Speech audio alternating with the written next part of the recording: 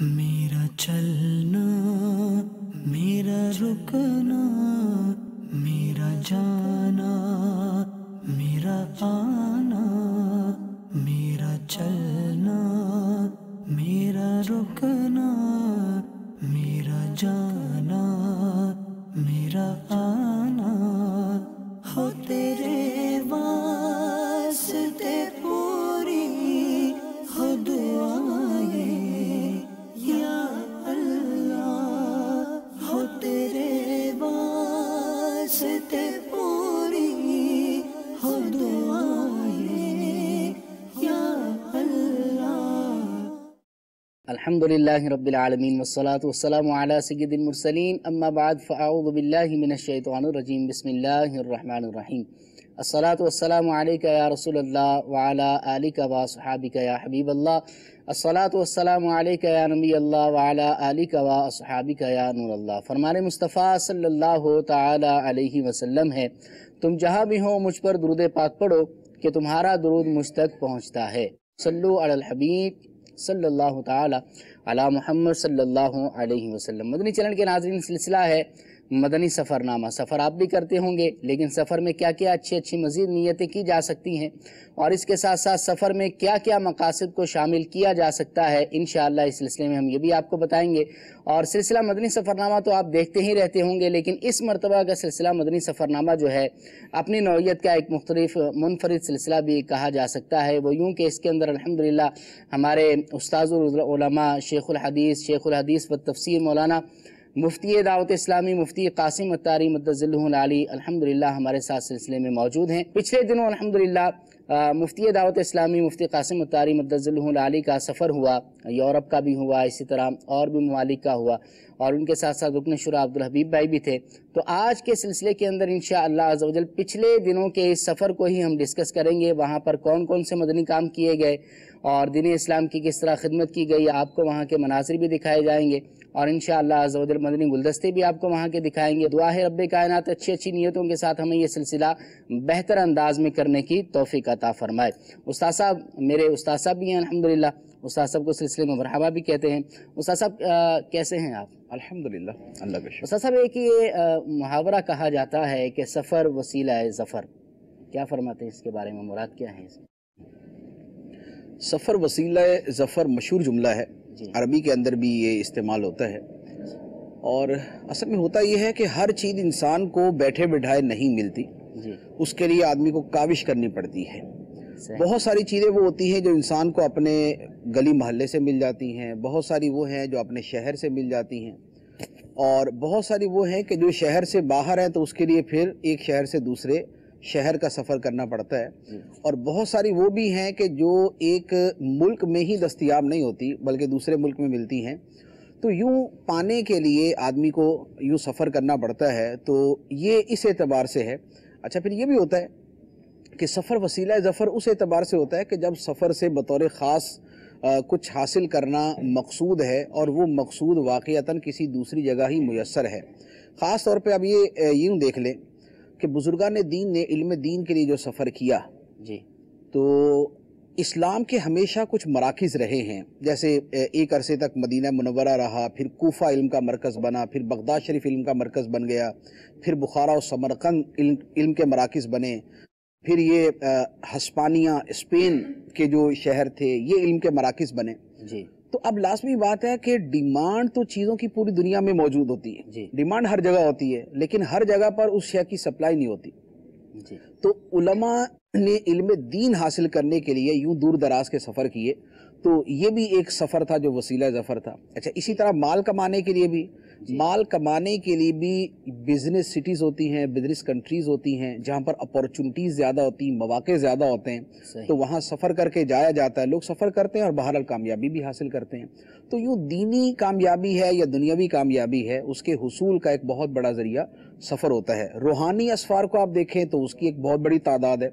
सरकार गौसे पाक रज़ी अल्लाह ताला अन्हु कहाँ से चले, बगदाद शरीफ पहुँचे, दाता साहब रहमतुल्लाह अलैह गज़नी से चले, पूरी दुनिया का सफ़र करके जो है वो लाहौर तशरीफ़ लाए, और दीगर बुजुर्गान दीन के हवाले पढ़े। ख्वाजा गरीब नवाज़ रहमतुल्लाह अलैह का अगर हालात ज़िंदगी पढ़ें, कहाँ के थे, कहाँ गए, कहाँ से होते हुए आए, تو یوں روحانی مقاصد کا حصول ہے، علمی فوائد کا حصول ہے، مالی اور دنیاوی فوائد کا حصول ہے، ان سب کے اندر سفر کو بڑی ایک بنیادی حیثیت حاصل ہے۔ تو یہ اس کانٹیکس کے اندر کہا جاتا ہے کہ سفر وسیلہ ظفر۔ کیا بات، سفر کریں تو کامیابی ملا کرتی ہے۔ دعا ہے اللہ تعالیٰ قبول فرمایا۔ استاد صاحب عبدالحبیب بھائی بھی ہمارے ساتھ موجود ہیں، استاد صاحب آپ کو بھی مرحبا کہتے ہیں۔ اور اتنی مصروفیات آپ کی، دارالفتاء اہل سنت بھی ماشاءاللہ آپ چلاتے ہیں، اور اس کے ساتھ ساتھ تحریری کام بھی آپ کے ہوا کرتے ہیں، اور مزید بھی آپ کی مصروفیات دینی حوالے سے نظر آتی ہیں، لیکن اس کے باوجود استاد صاحب یہ سفر کرنا اتنا سارا، اس کے پیش نظر کیا مقاصد ہوتے ہیں، کیا فوائد ہیں؟ دیکھیں یہ جو جیسے ہمارے جو مدنی سفر ہوتے جی، اس میں جو کام کیا جاتا ہے یہ بھی ہمارا کام ہی ہوتا ہے۔ ایسا نہیں ہے کہ ہم کام چھوڑ کے بے کام میں چلے گئے، کار چھوڑ کے بے کار میں چلے گئے، ایسا نہیں ہوتا۔ ایک جیسے مثال کے طور پہ اگر میں اپنا مائنڈ بتاؤں تو میرے ذہن میں یہ بات بڑی ایک فرم، ایک پختہ ہے کہ علم پڑھنا ہے، پڑھانا ہے، علم سیکھنا ہے، سکھانا ہے، نیکی کی دعوت دینی ہے، لینی ہے، یہ سب چیزیں بنیادی مقاصد کے طور پر ہی میں نے اپنے ذہن میں رکھی ہوئی۔ لہذا اگر میں کہیں بیان کرتا ہوں تو میں یہ سمجھ کے بیان نہیں کر رہا ہوتا کہ میں اپنے کاموں سے وقت نکال کر ایک دوسرا کام کرنے جا رہا ہوں، ایک میں اپنی اصل کاموں سے ہٹ کر کچھ کرنے جا رہا ہوں، نہیں۔ میرے لیے فتویٰ لکھنا جتنا اہم ہے میرے لیے بیان کرنا بھی اتنا ہی اہم۔ جو نیت فتویٰ لکھنے میں ہے میری وہی نیت جو ہے وہ بیان کرنے کے اندر بھی ہوتی ہے۔ بلکہ بعض اعتبار سے عبدالحبیب بھائی تو جانتے کہ مجھے یہ جو بیان اور اس طرح کی ایکٹیویٹیز ہیں اور جو مصروفیات ہیں میں بہت مرتبہ ان کو پریفر کرتا ہوں۔ اچھا، اس کی وجہ یہ ہے کہ ہم جب دارالفتاء میں بیٹھے ہوتے ہیں، دارالفتاء کے اندر بیٹھ کر مثال کے طور پہ اگر میں ایک دن بیٹھا اور میں 6 گھنٹے بیٹھا ہوں اور مجھے اگر لوگوں کو جواب دینے ہیں تو میرے پاس دن کے اندر 8 یا 10 افراد آئیں گے، 8 سے 10 مسئلے پوچھیں گے۔ ایک آدمی 2 مسئلے پوچھے تو 16 مسئلے پوچھ لے گا۔ صحیح، ایک 8 آدمیوں نے 16 مسئلے سیکھے۔ لیکن اگر میں بیان کروں گا اور بیان کے اندر میں 5 مسئلے بیان کروں اور عمومی طور پہ بیان میں بہرحال یا تو قرآن کی کوئی بات یا حدیث کی کوئی بات یا علم دین کی یا کوئی شرعی مسئلہ یہ بیان ہوتا ہی ہے، حلال و حرام کی کوئی بات بتا دی جاتی ہے، میں یہ دیکھتا ہوں کہ میرے سامنے 500 آدمی بیٹھا ہے، میرے سامنے 1000 آدمی بیٹھا ہے، میں نے دارالفتاء میں 6-8 گھنٹے بیٹھ کے 8 آدمیوں کو 16 مسائل سکھانے تھے، لیکن ایک بیان کے اندر میں 1000 آدمیوں کو 5 مسائل سکھاتا ہوں۔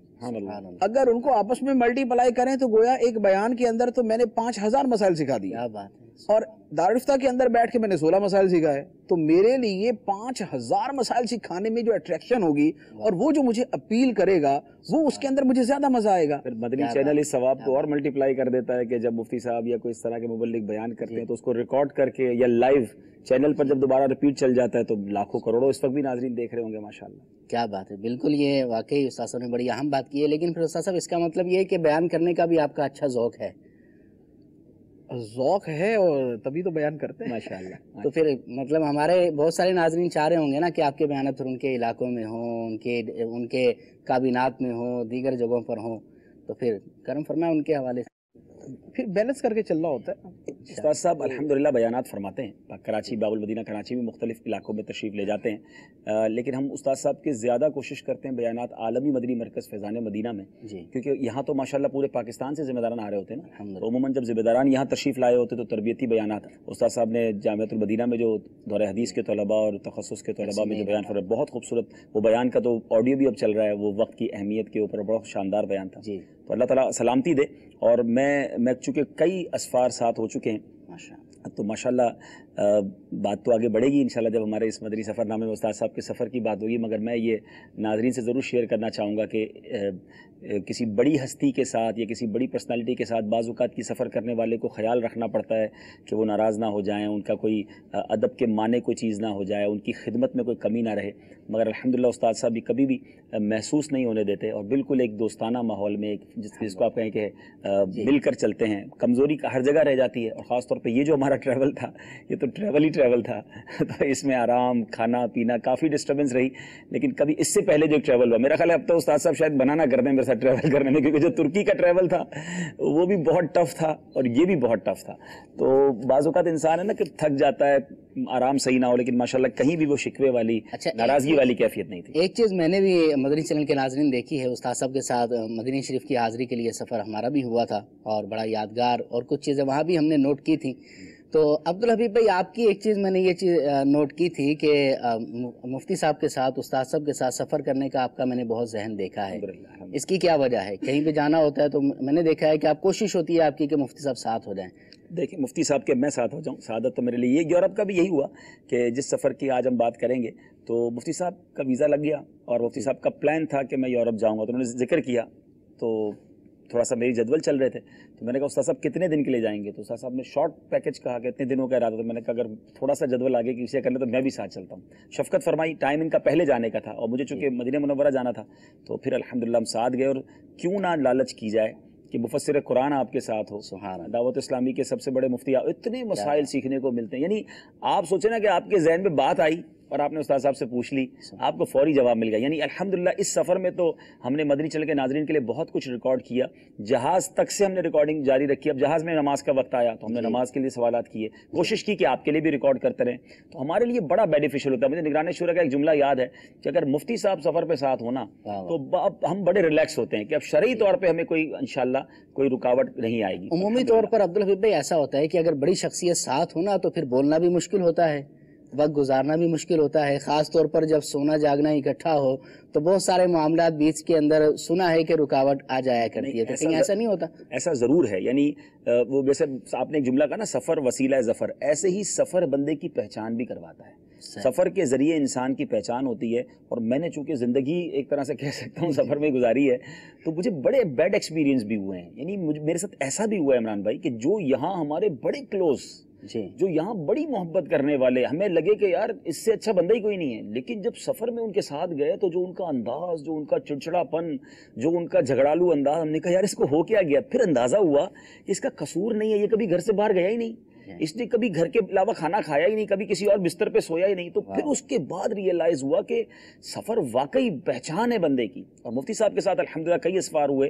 کبھی انہوں نے اللہ کی رحمت سے, ہاں ہماری وجہ سے انہیں تکلیف ہوئی ہوگی, انہوں نے ماشاءاللہ کبھی ایسا محسوس نہیں ہونے دیا. ماشاءاللہ اللہ تعالیٰ قبول فرمائے. مدنی چینل کے ناظرین, بات کو مزید آگے کی طرف لے جانے سے قبل آئیے آپ کو جو ہے سفر کا ایک مدنی گلدستہ, ٹریول کا ایک مدنی گلدستہ دکھاتے ہیں. صلو علی الحبیب صلی اللہ تعالی علی محمد صلی اللہ علیہ وسلم.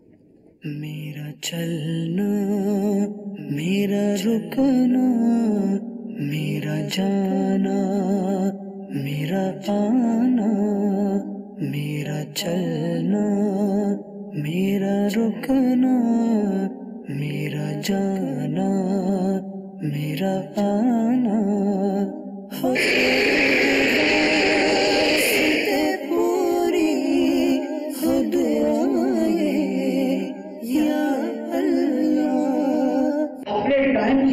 جو جہاں آپ کو ویسٹیج نظر آ رہی ہے یا یہاں میرا ٹائم ویسٹ ہوتا ہے, ان چیزوں کو ختم کریں. چنکس آف ٹائم کہ جنہیں آپ بیسکلی یہ نہیں سمجھتے کہ میں اس کو ضائع کر رہا ہوں, لیکن آپ اس کو استعمال نہیں کر رہے, آپ اس کو کسی اچھے طریقے کے اندر استعمال کریں. جو کام کرنا ہے اس میں اپنی پرائرٹیز طے کریں اور پرائرٹیز کے اندر فرسٹ سیکنڈ تھرڈ کے اعتبار سے چلے. First priority you should prefer first, second you should prefer second, third you should prefer third. اور اس کے بعد یہ ہے کہ جو کام کرنا ہے اس کے لیے جو بیسٹ میتھڈ ہے وہ چوز کرے, وہ ایڈاپٹ کرے اور اس کے مطابق کام کرے. تو انشاءاللہ عز و جل ہمارے سارے کام صحیح ہو جائیں گے. آپ کو ذہنی سکون ملے گا, آپ کو خشوع ملے گا, آپ کو کنسنٹریشن ملے گی, آپ کو میڈیٹیشن ملے گی, آپ کو دلی سکون ملے گا. اور جو نماز کے روحانی اور باطنی اور خدا سے تعلق کے اعتبار سے فائدہ مجھے مل جائے. خاک مجھ میں کمال رکھا ہے, مصطفیٰ نے سنبھال رکھا ہے, میرے عیبوں پہ ڈال کر پردہ مجھے اچھوں میں ڈال رکھا ہے. یہ ساری تربیت دعوت اسلامی کی اور میرے پیر و مرشد کی ہے. ہم نے انہیں دیکھا ہے کہ اس ایج میں جس طرح وہ پوری دعوت اسلامی کو مینج کر کے چل رہے ہیں اور جتنا وہ ایک ایک, جیسے مفتی صاحب نے بہت خوبصورت بات کی, چنک آف ٹائمز. اگر ہم سارے اس کو غور کر لیں, دنیا بھر میں چونکہ جانا ہوتا ہے تو ایک بات ہمیں بہت سننے کو ملتی ہے, اور مجھے دبئی میں تو بہت زیادہ ہی سننے کو ملتی ہے, اور وہی سننے کو ملتی ہے ہم بہت مصروف ہیں, یا کہ لائف بڑی بیزی ہے یا ٹائم نہیں ہے. اصل مسئلہ یہ کہ یہ بھی ایک پرابلم ہے, ٹائم کسی بھی کام کے لیے نہ نکالنے کے لیے بندے کا یہ سوچ لینا کہ میں بڑا مصروف ہوں. آپ سے پھر ٹائم نہیں نکلے گا. آپ پہلے مفتی صاحب نے کمال کی بات کی, لیکیج آف ٹائم پر غور کریں. مفتی صاحب نے کہا نا یونیورسٹی آن روڈ, میں یورپ کے کئی ایسے اسلامی بھائیوں کو جانتا ہوں کہ جو روزانہ ٹرین لے کر آفس پہ جاتے ہیں. انہوں نے کمال کیا کیا ہے, ٹرین کا ٹائم ان کا فکس ہوتا ہے, 7 بجے آفس جانا ہے, 6 بجے والی ٹرین لینی ہے, 6 بجے والی بس لینی ہے. اور یہاں بھی کئی لوگوں کا ٹائم دیکھا, ٹائم فکس ہوتا ہے. انہوں نے جو ٹائم ٹرین کا ہے نا, وہی ٹائم میں دعوت اسلامی کے مدرسہ آن لائن سے کلاس بک کر لی ہے. جیسی ٹرین میں بیٹھتے ہیں, موبائل آن کرتے ہیں, ہیڈ فون لگاتے ہیں, آدھا گھنٹہ اپنا سبق سناتے ہیں, استاد صاحب سے سبق سیکھتے ہیں, ٹرین کا ٹائم پورا ہوتا ہے, سبق بھی پورا ہو جاتا ہے, آفس بھی چلے جاتے ہیں.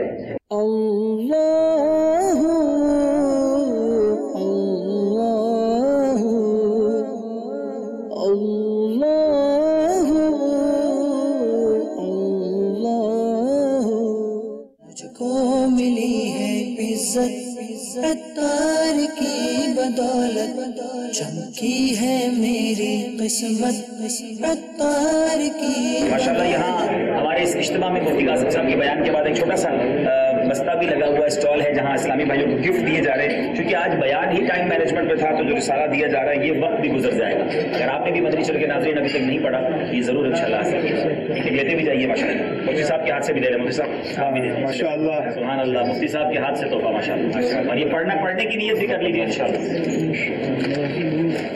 سبحان اللہ. مدنی چینل کے ناظرین, آپ نے مناظر دیکھے. استاد صاحب آپ سے سوال یہ کرنا ہے, عموماً علماء جب بیانات کرتے ہیں تو کوئی دینی ٹاپک ہوا کرتا ہے, قرآن و حدیث سے متعلق ہوا کرتا ہے, لیکن یہ ٹائم مینجمنٹ کا ٹاپک آپ نے لیا اور اس پر بیانات کیے, اور اس پر ہمیں بہت زیادہ اپریشیٹ اس پر کیا گیا, اور ہمارے پاس کالیں بھی ہیں وہاں کے اسلامی بھائیوں کی جنہوں نے اجتماع میں شرکت کی. تو یہ ٹاپک خاص طور پر لینے کی کوئی خاص وجہ تھی؟ یہ ٹاپک بیسیکلی لیا نہیں, دیا تھا یہ. اچھا. وہاں کے اسلامی بھائیوں نے اس طرح کے موضوع کو زیادہ اٹریکٹیو سمجھتے ہوئے یہ موضوع دیا. اور چونکہ ایک کانسیپٹ ہمارے ویسے بھی ذہن کے اندر ہوتا ہے کہ زندگی کے ہر شعبے کے بارے میں ہمارے دین اسلام کی ہدایات اور رہنمائی موجود ہے, تو وقت تو زندگی ہے. وقت تو زندگی ہے. بندہ جو فوت ہو جاتا ہے تو یہ کہتے ہیں وقت پورا ہو گیا, وقت پورا ہو گیا تو زندگی پوری ہوگی اس کی. تو وقت زندگی ہے. اب زندگی کے بارے میں اگر اسلام کی رہنمائی اور ہدایات نہیں ہے تو پھر کس چیز کے بارے میں ہوں گی؟ تو اس لیے اس موضوع کو لے کر کے لوگوں کو یہ ایک ان کے پسند کا موضوع بھی ہے, اور دوسرا یہ بھی ہے کہ ہمارے دینی اعتبار سے حوالے سے کیا بیان کیا جاتا ہے. اور بذات خود مجھے بھی تھوڑا سا اس طرح کے موضوعات کا شوق ہے, لیکن پڑھنے کا شوق ہے, بیان کرنے کا تو نہیں تھا اس طرح.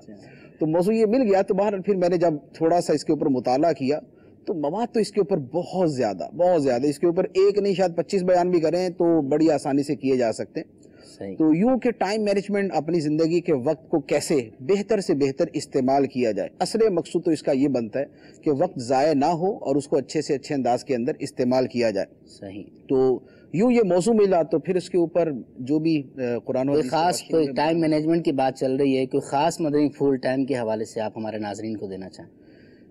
وقت کے اعتبار سے یہ ہے, دیکھیں 2-3 چیزیں ہیں. ایک تو یہ ہے کہ آدمی جو بھی کام کر رہا ہے اس میں یہ دیکھ لے کہ کیا میرے وقت کا سب سے بہترین استعمال یہی ہے, واہ, یا میں اس سے ہٹ کر کوئی دوسرا کام کروں تو وہ اس سے زیادہ میرے لیے مفید ثابت ہوگا. تو جو کام دنیا کے اعتبار سے اور اس سے زیادہ دین کے اعتبار سے, آخرت کے اعتبار سے ہمارے لیے زیادہ مفید ہے, ہم اپنے وقت کو اس کے اندر استعمال کریں. جیسے مثال کے طور پہ ایک وقت میں 2 نیکیاں کی جا سکتی ہیں, ایک بڑی نیکی ہے ایک چھوٹی نیکی ہے, تو بہتر ہے کہ آدمی بڑی نیکی کرے. اسی طرح ایک آدمی ایک کام کر, دنیا کے اعتبار سے تو ہر بندہ عقل مند ہے نا, کہ ایک کام کے اندر اس کو لاکھ روپے کا پروفٹ ہوگا, دوسرے میں 1 کروڑ کا ہوگا, تو وہ 1 لاکھ کو تو دیکھنا بھی پسند نہیں کرے گا, میرے سامنے نام بھی نہ لو اس کا, بھائی 1 کروڑ والا ہی کام کروں گا. تو دینی اعتبار سے بھی, نیکیوں کے اعتبار سے بھی یہی ہونا چاہیے کہ میرے اس کام کے اندر مجھے زیادہ ثواب اور آخرت کا فائدہ کس کے اندر زیادہ ہے. تنہا نماز پڑھنے میں ایک نماز کا ثواب جو ہے وہ 10 تک ہے, جماعت کے ساتھ پڑھنے کے اندر 25, 23 اور 700 گنا تک ملتا ہے, لہذا اس اعتبار سے کیا جائے. اچھا, اسی طرح بہت سارے ایسے ہمارے اپنے دعوت اسلامی کے ماحول کے اندر ہی ہے کہ جیسے جمعے کو نیکی کرنے کے اندر 70 گنا زیادہ ثواب ملتا ہے. تو بہت سے لوگ صدقہ کرنے کے اندر انتظار کرتے ہیں کہ بھئی یہ صدقہ جو ہے نا کوئی ارجنٹ تو ہے نہیں کرنا, لہذا جمعے کو ہی کر لیں گے 70 گنا زیادہ ثواب مل جائے گا. تو یہ ایک اچھی سوچ ہے.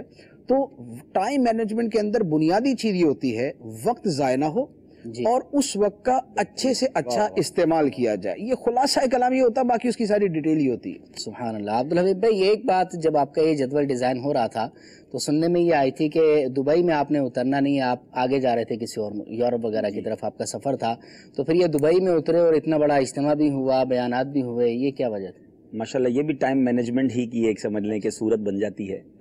مفتی صاحب نے جب وقت عطا فرمایا اور ہم نے پلان کیا کہ ہم فلاں تاریخ کو روانہ ہوں گے, جی, تو یہاں سے ایک رات کی فلائٹ تھی جو ہم 10:30 بجے یہاں سے جاتے, اور ہم دبئی ایئرپورٹ پہ تھوڑی دیر کا اسٹے ہوتا اور ہم رات کو 3:30 بجے پھر وہاں سے فلائٹ تھی, ہم صبح جرمنی پہنچ جاتے.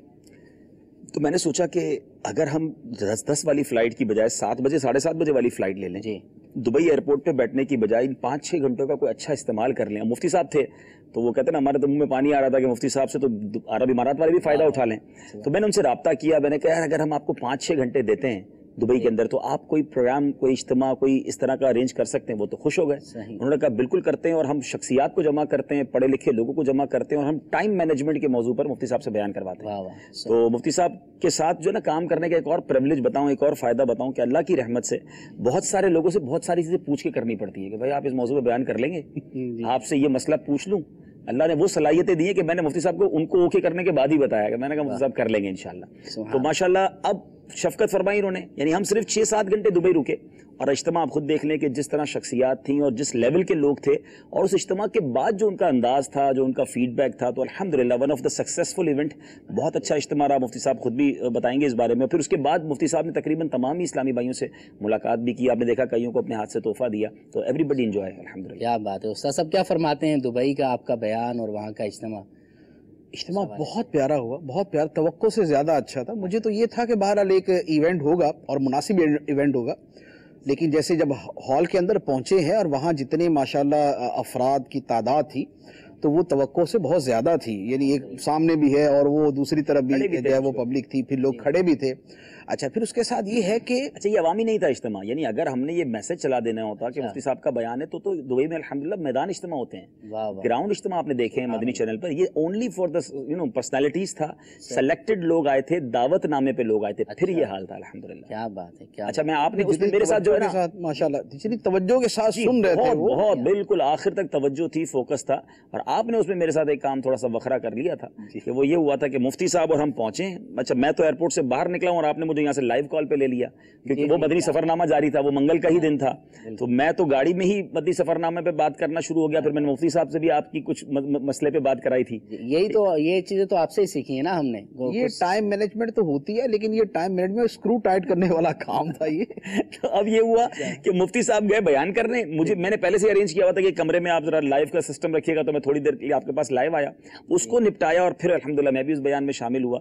تو ماشاءاللہ بہت شاندار ہے. کیا بات ہے. مدنی چینل کے ناظرین, اگر جدول کی بات کی جائے کہ اگر سفر کسی جگہ پر ہوتا ہے تو وہاں پر جا کر کھانا پینا اور سونا ہی نہیں ہوتا, جدول ایسا ٹف ہوا کرتا ہے کہ اب میں آپ کو اپنا اگر عرض کروں کہ مدینہ پاک میں عبدالحبیب بھائی آپ کے ساتھ تھے, تو ایسا ٹف جدول ہوتا تھا کہ جب ہم تھک جایا کرتے تھے تو بغیر بتائے سائڈ پہ اپنے کمروں میں چلے جایا کرتے تھے, کیونکہ اگر بتانا ہوتا تھا تو اجازت شاید نہ ملا کرتی. تو بہرحال بڑا ٹف جدول ہوتا ہے, اور ہمارے ذمہ داران کی یہ محنت کاوشیں ہیں کہ الحمدللہ دعوت اسلامی کا مدنی کام الحمدللہ دنیا بھر میں بڑھتا چلا جا رہا ہے. اللہ تعالیٰ مزید دعوت اسلامی کو برکتیں بھی عطا فرمائے. کچھ کالز بھی ہیں دبئی کے اجتماع کے حوالے سے, ہم دبئی کا پہلے مکمل کر لیں, اس کی کالز وغیرہ لے لیں, تاثرات لے لیں, اس کے بعد انشاءاللہ پھر آپ کو ہم جرمنی کے سفر کی طرف بھی لے کر جائیں گے. جی. I, Hamid Ali Shah Attari, personally attended a lecture on the topic of time management delivered by Mufti Muhammad Qasim Attari, and after that I did listen to the talk of Abdul Habib Bhai as well. You know what? Whereas the topic itself is concerned, you may find thousands of lectures and presentations on the topic of time management. But the way it was explained by the speaker in the light of Quran and Sunnah, it was marvelous, amazing. You know what? Such lectures give a message to Muslims and other people that Islam is a complete code of life. You may find guidance about any topic if you go through the teachings of Islam. This lecture was astonishing, no doubt about it. In the end, I was given the opportunity to ask questions as well. I did ask questions to Mufti Qasim Attari and got convincing answers. I was really delighted. I wish to attend such lectures again in Dubai. I hope Dawat-e-Islami will keep on arranging such lectures, inshallah. ماشاءاللہ یہ جو ان کی کال ہے اس کا خلاصہ یہی ہے کہ اس موضوع پر ہزاروں لیکچر ہزاروں پریزنٹیشنز ملتی ہیں. یہ خود بھی پروفیسر ہیں جی, یہ انگلش کی پروفیسر ہیں لینگویج کے بھی, اور ان سے جب ہماری ملاقات ہوئی حمید علی شاہ ان کا نام ہے, تو یہ کہہ رہے ہیں کہ ہم نے ایسی ٹائم مینجمنٹ ایک ایسا ٹاپک جیسے مفتی صاحب نے فرمایا کہ بے شمار کتابیں ہیں, تو انہوں نے کہا بہت لیکچرز ہیں, بہت ساری پریزنٹیشن ہیں, مگر جس طرح ہم نے مفتی صاحب سے قرآن و حدیث کی روشنی میں ٹائم مینجمنٹ پر سنا تو وہ ہمارے لیے یقیناً ایک شاندار موقع تھا. اور میں نے دیکھا اس کے بعد مفتی صاحب سے انہوں نے بعد میں بھی کافی سارے سوالات وغیرہ کیے تھے. ماشاءاللہ. جی اگلی کال دے دیں. My name is Amin Tolani. I am a chartered accountant residing in Dubai for the last 13 years. It was a real pleasure to attend this seminar on time management. The way Mufti Sahab linked different aspects of deen to the way how we can conserve our time, and by giving real life example from his personal life. These were really interesting aspects of this seminar and this lecture.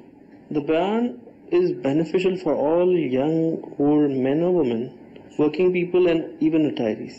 As the time is limited on earth, and the length of time we have left, no one knows and no one can predict. My takeaway from this talk is to keep the final goal into perspective, as this motivates you how to use your time efficiently. May Allah give Mufti Sahab and Abdul Habib Bhai the best of health and keep increasing their wealth of knowledge with every coming day.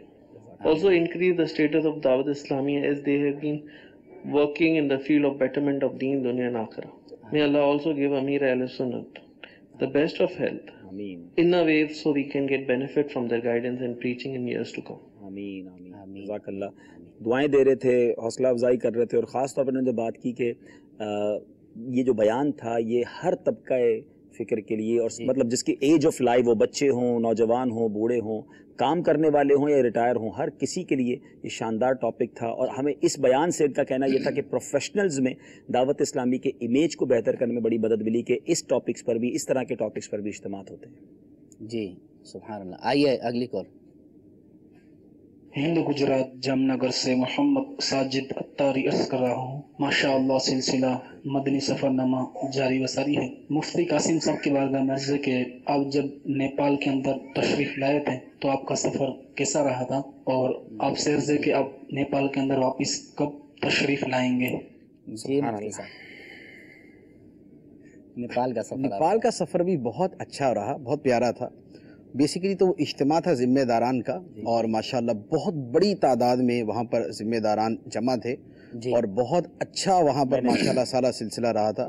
وہاں پر بھی یوں کہ time management وہاں پر بھی بڑی اچھی رہی تھی ساری, کیونکہ وہاں پر بھی 2 بیان تھے, مدنی مذاکرہ تھا, پھر طلبہ دورہ حدیث کے طلبہ کے ساتھ علیحدہ بیان تھا, اساتذہ میں علیحدہ بیان تھا, اور پھر ماشاءاللہ یعنی وہاں کے لوگوں کے جذبات دیکھ کر بھی بڑی خوشی تھی. جتنے ولولے کے ساتھ اور جتنے جذبے کے ساتھ ماشاءاللہ دعوت اسلامی کا مدنی کام کرتے ہیں, یعنی بڑی ایک وہ تھا, ایک خوشی والا وہ منظر تھا کہ مجھے یاد ہے وہ فیلنگ, میں ساتھ تھا مفتی صاحب کے. مفتی صاحب کی فیلنگ جو خوشی چہرے سے جھلک رہی تھی, کیونکہ مفتی صاحب کا یوں انڈیا والوں سے یہ پہلا انٹریکشن تھا اتنی بڑی تعداد میں. عمران بھائی تقریباً 7-8 ہزار ذمہ داران تھے, عوام نہیں تھی. دعوت اسلامی کے ذمہ داران کا یہ ایک تربیتی اجتماع تھا جس میں 7 سے 8 ہزار اسلامی بھائی ایک پورا شہر بنایا گیا تھا. اور ماشاءاللہ جس طرح مفتی صاحب سے ان کا ملنے کا انداز تھا, اور وہ کئی لوگ تو یقین نہیں کر پا رہے تھے کہ مفتی قاسم صاحب سے ہم بات کر سکیں گے. پھر طلبہ کا جو انکریج, کیونکہ نیپال کے جب طلبہ نے, ہند کے طلبہ نے کھڑے ہو کے مفتی صاحب سے سوال کیے, اساتذہ نے سوال کیے, تو وہ ان کا ایک مورال جو بوسٹ ہوتا ہے ماشاءاللہ امیزنگ. کیونکہ وہ یقیناً جب بھی یہ اجتماع ہوتا ہے نا سال میں ایک بار, یہ ون آف دا امیزنگ ہوتا ہے. میرا خیال آدھی تقریباً شورا وہاں تھی, ہمیں نگران شورا ہمارے ساتھ تھے, جانشین امیر علیہ سنت غالباً وہ بھی تھے.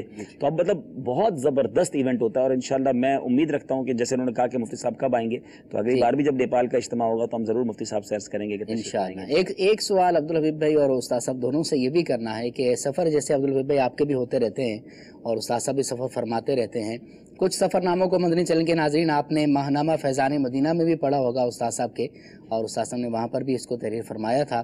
تو اب جہاں پر سفر کیا جاتا ہے, اب یہاں سے ہم ایک جدول بنا کر جاتے ہیں, تو وہاں کے اسلامی بھائیوں کے لیے, ذمہ داران کے لیے یا عوام کے لیے کچھ مدنی پھول آپ اگر عطا فرمائیں کہ کس طرح سفر ہونا چاہیے وہاں پر اگر کوئی آئے ذمہ دار، یا آپ جاتے ہیں یا عبدالحبیب بھائی؟ دیکھیں موسٹلی تو مین تو یہ ہوتا ہے کہ دیکھیں صرف سفر کے اندر نہیں اور مہمان کے لیے نہیں جی ہر جگہ کے اعتبار سے ایک بنیادی چیز تو یہ ہے کہ مین جو جس چیز کا خیال رکھا جائے نا وہ ایک تو یہ ہے کہ جس مقصد کے لیے جمع ہوئے نا صحیح، سب سے زیادہ فوکس، وقت، صلاحیت اس مقصد کے اوپر لگائی جائے. مثال کے طور پہ اگر جمع ہوئے ہیں ہم کوئی چیز سیکھنے سکھانے کے لیے، جی اب اگر سیکھنے سکھانے پہ وقت تو تھوڑا لگے اور محض زیارت اور ملاقات پہ زیادہ لگ جائے تو وہ اگرچہ اپنی جگہ بینیفیشل ہو سکتی ہے، لیکن مقصد چونکہ سیکھنا سکھانا لہذا زیادہ وقت اس کے اوپر ہونا چاہیے. بہت مرتبہ کیا ہوتا ہے، اب ایک بڑی شخصیت کہیں گئی ہوئی ہے، صحیح، ایک تعداد ہوتی ہے کہ جیسے تربیتی اجتماع جاری ہے، وہ وہاں نہیں بیٹھیں گے، وہ راستے میں وہ ادھر کمرے کا طواف کرتے رہیں گے، وہ ادھر راستے میں کھڑے ہوں گے کہ گزرنا تو ادھر سے ہی ہے نا، ہمارا شکار بچ کے جائے صحیح بس. اللہ اللہ، تو یہ اپنی وہ جو سیکھنے کی چیز ہے نا اسے ضائع کر وہ صرف یہاں یہ ایک بڑی تعداد دیکھی جس کی جو ذمہ داری وہ اس کو پورا کرے. اب جیسے مثال کے طور پہ نیپال کے اندر یہ بھی دیکھا میں نے کہ جن کی ذمہ داری سیکورٹی کی تھی نا وہ بھی ملاقات کے لیے لائن لگا کے کھڑے، اب وہاں سے گزر کے آ رہے ہیں، اب انہوں نے ہمیں پروٹیکشن دینی ہے، وہ ہمارے اوپر ہی کود پڑے ملاقات کے لیے. تو یہ اصل میں بات قابو بھی نہیں ہو جاتی رہتی. ہے. بعض اوقات جن شخصیات سے بہت زیادہ محبت، مدنی چینل کی برکت سے اتنا آپس میں ایک جیسے نا تقدس کا رشتہ ہے کہ میں نے دیکھا ہے کہ اچھے خاصے ذمہ داران بھی جو نا بعض اوقات وہ قابو نہیں کر پاتے کہ نہیں ہم نے تو ملنا ہی ملنا ہے، پھر پتہ نہیں موقع ملے گا کہ نہیں. لیکن نور مفتی صاحب کی بات بالکل ٹھیک ہے کہ ملاقات کا بھی ایک سیشن ہوتا ہی ہے نا، اسی میں ہو جائے گی ملاقات، لیکن اب جب سیکھنے آئیں تو سیکھنے پر ہی توجہ دینی چاہیے. بالکل توجہ دینی. دوسرا یہ ہوتا ہے کہ باہر ایک دوسرے کے آرام کا خیال کرنا بڑا ضروری ہوتا ہے. جی ہاں، صرف مہمان کے اعتبار سے نہیں، جہاں پر بہت سارے افراد جمع ہو نا جی ہاں، وہاں پر ایک دوسرے کے خیال رکھنے کی ضرورت زیادہ بڑھ جاتی ہے. بڑھ جاتی ہے. بہت سارے لوگ مختلف بیک گراؤنڈ سے آتے ہیں، مختلف عادات ہوتی ہیں، کسی کی اونچا بولنے کی تو کسی کی شور مچانے کی تو کسی کی جناب چھوٹی چھوٹی بات پہ جناب گرم ہو جانے کی. یہ جب بہت سارے لوگ جمع ہوں تو وہاں حقوق العباد کا جو معاملہ ہے وہ زیادہ سینسیٹیو ہو جاتا ہے. صحیح، وہاں پر اس کا خیال رکھنا بہت زیادہ ضروری ہو جاتا ہے. صحیح. تو مدنی چینل کے ناظرین، ہم نے بھی یہ سنا کہ جب ذمہ داران آئیں یا ویسے کوئی مہمان آئے تو اس کے آرام کا بھی خیال رکھنا چاہیے، اور یقیناً عقیدت محبت اپنی جگہ پر ہے، اور نظروں سے دعائیں لے لیں، یہ بھی بہت بڑی بات ہوا کرتی ہے. جی نیکسٹ اگلی کال. ماشاءاللہ آج کے مدنی سفر نامہ کی کیا ہی بات ہے. مفتی صاحب بھی ماشاءاللہ تشریف فرمائے اور رکن شورا تو الحمدللہ بہت ہی پیارے مدنی پھول ارشاد فرما رہے ہیں.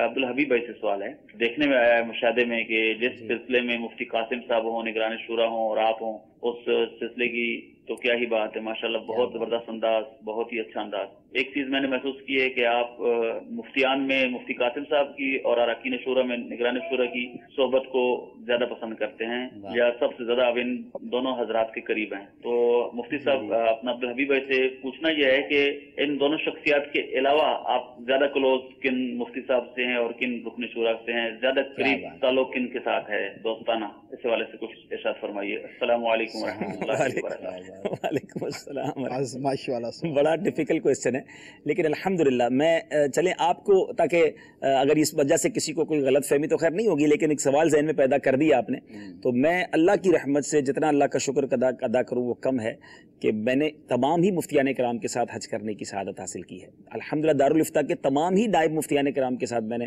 حج کرنے کی سعادت حاصل کی، اور آپ سمجھ سکتے ہیں کہ ہم نے ساتھ حج کیا ہے، تو وہ کئی دن ساتھ رہے ہیں، بہت وقت ساتھ گزرا ہے، اور بہت دوستی والا الحمدللہ ماحول ہے. اب چونکہ چینل پر نارملی جب ہم سلسلوں میں بیٹھتے ہیں تو ہم ہی نظر آتے ہیں، لیکن میں نے بہت عرصے تک دارالافتاء اہل سنت کو ہوسٹ کیا ہے، اور تقریباً بلکہ سٹارٹ الحمدللہ نگران شورا نے کیا، پھر میں نے کیا، تو تقریباً اسلامی بھائیوں سے بہت اچھی ہے. اور اراکین شورا تو انشاءاللہ میری نیت ہے اگلے سلسلے میں ہم ابراہیم باپو کو بھی کال کریں گے، کیونکہ ہمارا یہ سفر اٹلی جب پہنچا تھا، شاید آج ہم اٹلی نہیں پہنچ سکیں گے، تو اگلے سفر جب اٹلی پہنچے تھے تو ابراہیم باپو نے ہمارے سفر کے دوران ہی 10 ملکوں کا سفر کیا تھا یورپ کا، اور ہم سے اٹلی میں ملاقات ہوئی تھی، تو وہ بھی ہمارے ساتھ ہوں گے. تو ابراہیم باپو ہیں، پھر ماشاءاللہ حاجی امین ہمارے نگران بھی ہیں باب المدینہ کے. لیکن آپ سمجھ سکتے ہیں کہ ہر انسان کی ذمہ داریوں کی اعتبار سے بھی فرق ہے نا. جیسے اب بعض اراکین شورا جن کی ذمہ داری امریکہ اور برازیل کی طرف ہے، تو اب آپ کا اگر سفر وہاں ادھر کا ہے نہیں تو اب ان کے ساتھ کیسے آپ جوائن کر سکتے ہیں؟ ایسا ہی ہے انشاءاللہ. ایک چیز اور بھی میں نے دیکھی عبدالحبیب بھائی کے اندر، ہمارے کالر نے بات کی تو میں عرض کرتا چلوں کہ علماء کے ساتھ عبدالحبیب بھائی کی محبت میں نے ذاتی طور پر دیکھی ہے۔ دارالفتہ اہل سنت کے جو اسلامی بھائی ہیں، اسی طرح جامعات کی بھی ذمہ داری چونکہ عبدالحبیب بھائی کے پاس ہے، تو علماء جو ہمارے مدرسین ہیں یا جو ہمارے اسٹوڈنٹ ہیں جامعہ کے، ان کے ساتھ خاصی ایک محبت نظر آتی ہے۔ اللہ تعالیٰ اس محبت میں بھی مزید برکتیں عطا فرمائے۔ اور یہ سب تربیت امیر اہل سنت کی ہے، انہی کو دیکھا ہے ہم نے الحمدللہ، جس طرح وہ شفقت فرماتے ہیں انہوں نے سکھایا ہے۔ جی الحمدللہ، تو ہمیں بھی علماء سے محبت ہونی چاہیے، اسی کے اندر دنیا اور آخرت کی بہتری ہے۔ مزید باتیں ہوتی رہیں گی انشاءاللہ، لیکن آپ کو ہم نے سفر نامہ بھی دکھانا ہے، وہاں کے مدنی گلدستے بھی دکھانے ہیں۔ آئیے ایک اور بہت ہی پیارا مدنی گلدستہ آپ کو دکھاتے ہیں۔ صلو علی الحبیب صلی اللہ تعالی علی محمد صلی اللہ علیہ وسلم۔ ہر طرف نیکی کی دعوت عام ہو، نیک ہو امت اے نانا اے حسین۔ الحمدللہ اس وقت ہم مفتی قاسم صاحب کے ساتھ ہیں اور جرمنی کی طرف سفر ہے۔ ابھی دبئی ایئرپورٹ سے ہم نے ٹیک آف کیا، جیسے ہی جہاز نے ٹیک آف کیا تو فجر کا وقت شروع ہو چکا۔ مفتی صاحب سے پوچھتے ہیں کہ جہاز میں نماز کیا ہم بیٹھے بیٹھے پڑھ سکتے ہیں جب نماز کا وقت ہو جائے، یا کھڑے ہو کر قبلہ رخ پڑھنا ضروری ہے؟ جہاز میں نماز پڑھنے کے حوالے سے شرعی تو یہی ہے کہ جب کھڑے ہونے پر قدرت ہو تو کھڑے ہو کر نماز پڑھنا ہی ضروری ہے، یعنی فرض، واجب اور فجر کی جو سنت موقدہ ہے وہ کھڑے ہو کر پڑھنا ہی ضروری ہے۔ لیکن اگر کھڑے ہونے پر قدرت نہ ہو، یعنی یہ نہیں ہے کہ آپ کو جو ہے وہ لائن والوں نے منع کیا، انہوں نے منع کیا ہے تو اس کی اور سنت بن جاتی ہے، لیکن یہاں یہ بات ہو رہی ہے کہ جب کھڑے ہونے پر قدرت نہ رہے، جیسے مثال کے طور پہ جب جہاز بلند ہو رہا ہوتا ہے، ٹیک آف کرتا ہے، اس وقت جہاز کی پوزیشن ایسی ہوتی ہے کہ اگر کوئی آدمی کھڑا ہونے کی کوشش بھی کرے گا تو وہ اس کے گرنے کے بہت زیادہ خدشات ہیں۔ اچھا، اسی طریقے سے جب جہاز اتر رہا ہوتا ہے اس وقت بھی یہ کنڈیشن ہوتی ہے کہ اگر کوئی آدمی کھڑا ہونے کی کوشش کرے گا تو اس کے گرنے کا کبھی اندیشہ موجود ہے۔ تو یہاں پر کھڑے ہونے پر قدرت بذات خود نہیں ہے اور اسے شرعی اعتبار سے عذر من جہت اللہ کہا جاتا ہے۔ ایسی صورت کے اندر یہ اجازت ہوتی ہے کہ پھر آپ بیٹھ کر نماز پڑھ لیں، جب کھڑے ہونے پر قدرت نہ رہے پھر بیٹھ کر نماز پڑھنے کی اجازت ہے، اور اس نماز کا ارادہ کرنا بھی، یعنی اسے دہرانا، دوبارہ پڑھنا بھی ضروری نہیں ہوگا۔ لیکن اگر ویسے تو کھڑے ہونے پر قدرت ہے کہ آپ کھڑے ہو کے نماز پڑھ سکتے ہیں، لیکن آپ کو ریل لائن والے پڑھنے نہیں دیتے، تو اسے فقہی اعتبار سے کہا جاتا ہے کہ یہ عذر من جہت العباد ہے، یعنی بندوں کی طرف سے یہ عذر ہے، ان کی طرف سے منع کیا گیا ہے۔ ایسی صورت میں حکم یہ ہوتا ہے کہ بیٹھ کر نماز پڑھ لی جائے لیکن بعد میں اس کو دہرانا پڑے گا۔ جہاز میں کوئی ایسی چیز مسافر خانے کی ٹرے وغیرہ بچھا کر پھر اس پہ سجدہ کرتے ہیں، کیا وہ کرنا ضروری ہے اگر بیٹھ کے کوئی نماز پڑھنا؟ جب بیٹھ کر نماز پڑھی جائے اس صورت کے اندر جو لوگ سجدہ نہیں کر سکتے، جیسے جہاز کے اندر نماز پڑھ رہے ہیں تو یہاں پر ہمارا یوں سجدہ کرنا ممکن نہیں ہے کہ ہم پیشانی جو ہے وہ زمین کے اوپر یا فرش کے اوپر نہ جائیں۔ ایسی صورت کے اندر رکوع اور سجدے میں ایک خیال رکھنا بڑا ضروری ہے، ایک پوائنٹ کا خیال رکھنا ضروری ہے، وہ یہ ہے کہ رکوع کے لیے جو جھکنا ہے وہ تھوڑا سا کم ہونا چاہیے اور جو سجدے کے لیے جھکنا ہے وہ رکوع سے زیادہ ہونا چاہیے۔ اگر رکوع اور سجدے کا جھکنا برابر ہوگا یا سجدے کا جھکنا کم ہوگا تو یہ سجدہ شمار نہیں کیا جائے گا۔ ضروری ہے کہ سجدے کے لیے جو جھکنا پایا جائے وہ رکوع سے کچھ زیادہ پایا جائے۔ دیدار حق دکھائے گی اے بھائیو نماز، جنت تمہیں دلائے گی اے بھائیو نماز، دیدار حق دکھائے گی اے بھائیو نماز۔ سبحان اللہ۔ سلسلہ مدنی سفر نامہ میں آپ نے جہاز کا سفر دیکھا ہے اور اس میں ہوائی جہاز میں نماز کا کیا حکم ہے یہ بھی آپ کو ہم نے بتانے کی کوشش کی ہے، لیکن چونکہ آڈیو کے اندر تھوڑی سی پرابلم تھی تو استاد صاحب اس کو تھوڑا سا مختصراً وضاحت کے ساتھ اگر فرما دیں کہ ہوائی جہاز میں نماز کا کیا حکم ہے۔ اصل مسئلہ یہ تھا کہ ہوائی جہاز میں نماز پڑھیں تو کیا کھڑے ہو کر ہی نماز پڑھنا ضروری ہے یا سیٹ پر بیٹھے بیٹھے بھی نماز پڑھ سکتے ہیں؟ جی، کیونکہ عام طور پر دیکھنے میں یہ آتا ہے جیسے حج کے، ویسے تو عام طور پہ جہاز میں نماز پڑھتے نظر ہی کم آتے لوگ، جی، بہت زیادہ ہوا تو حج اور عمرے کے سفر کے اندر لوگوں کو توفیق ہوتی ہے کہ نماز پڑھ لیں، تو اب اکثر یہی ہوتا ہے کہ بیٹھے بیٹھے ہی نماز پڑھ لیتے سیٹ پر۔ اچھا، جبکہ جہاز میں بھی یہ ضروری ہے کہ کھڑے ہو کر قبلہ رو ہو کر ہی نماز پڑھی جائے۔ اچھا، یہ یعنی قیام فرض ہے، ٹھیک ہے، قبلہ رو ہونا جو ہے وہ شرط ہے، ان دونوں کا پورا کرنا ضروری ہے جی، لیکن اب جہاز جو ہے وہ ہر وقت ایسی کنڈیشن میں نہیں ہوتا کہ جس میں آدمی بآسانی کھڑا ہو سکے. جی، جیسے مثال کے طور پہ جہاز جس وقت بلند ہو رہا ہے نا، ٹیک آف کر رہا ہے، جی ہاں، اس وقت جہاز کی پوزیشن ایسی ہوتی کہ آدمی اگر کھڑا بھی ہونے لگے گا تو وہ لڑکھڑا کے گر جائے گا. اسی طرح اترتے ہوئے بھی جہاز کی پوزیشن ایسی ہوتی ہے. ٹھیک ہے، تو اب دو صورتیں ہوتی ہیں. ایک تو یہ ہے کہ اگر تو جہاز ٹیک آف یا لینڈنگ کی پوزیشن میں، ٹیکسی کی پوزیشن میں نہیں کہ جہاز رن وے کے اوپر دوڑ رہا ہے، یہ نہیں، ٹیک آف ہے یا لینڈنگ ہے، جی، اور اس دوران صورتحال ایسی کہ کھڑے ہو کے نماز پڑھنے کی کوشش کرے گا تو گر جائے گا، تو اب اس کے لیے قیام معاف ہو جائے گا. اچھا، لہذا اب اگر یہ سیٹ پہ بیٹھے بیٹھے نماز پڑھے تو اس کی نماز ہو جائے گی. ایک بات. دوسرا یہ ہے کہ جہاز ہوا کے اندر جو ہے وہ بالکل یعنی برابر ہو چکا ہے، جی، اور اب اس کے لیے کھڑے ہونا کوئی مسئلہ نہیں ہے، تو اب اس صورت کے اندر ضروری ہوگا کہ یہ کھڑے ہو کر ہی نماز پڑھے. اب اگر یہ کھڑے ہو کر نماز پڑھنے لگے اور جو جہاز کا سٹاف ہے، کریو ہے، وہ اس کو منع کرے کہ نہیں جناب آپ بیٹھ کر پڑھیں، اچھا، اگر وہ منع کر دیں اور آدمی بیٹھ کر نماز پڑھے، ٹھیک ہے، تو اگر تو ان کے منع کرنے کی وجہ سے اس نے بیٹھ کر نماز پڑھی تو اس نماز کو بعد میں دہرانا ضروری ہے، اس کو دوبارہ بعد میں پڑھنا ضروری ہے. لیکن اگر یہ اس سبب سے اس نے بیٹھ کر نماز پڑھی کہ کھڑے ہوتے تو گر جاتا، اس لیے پڑھی ہے، تو ایسی صورت کے اندر اس کی بیٹھ کر پڑھی ہوئی نماز ہو گئی اور اسے اس نماز کے اعادے کی حاجت نہیں.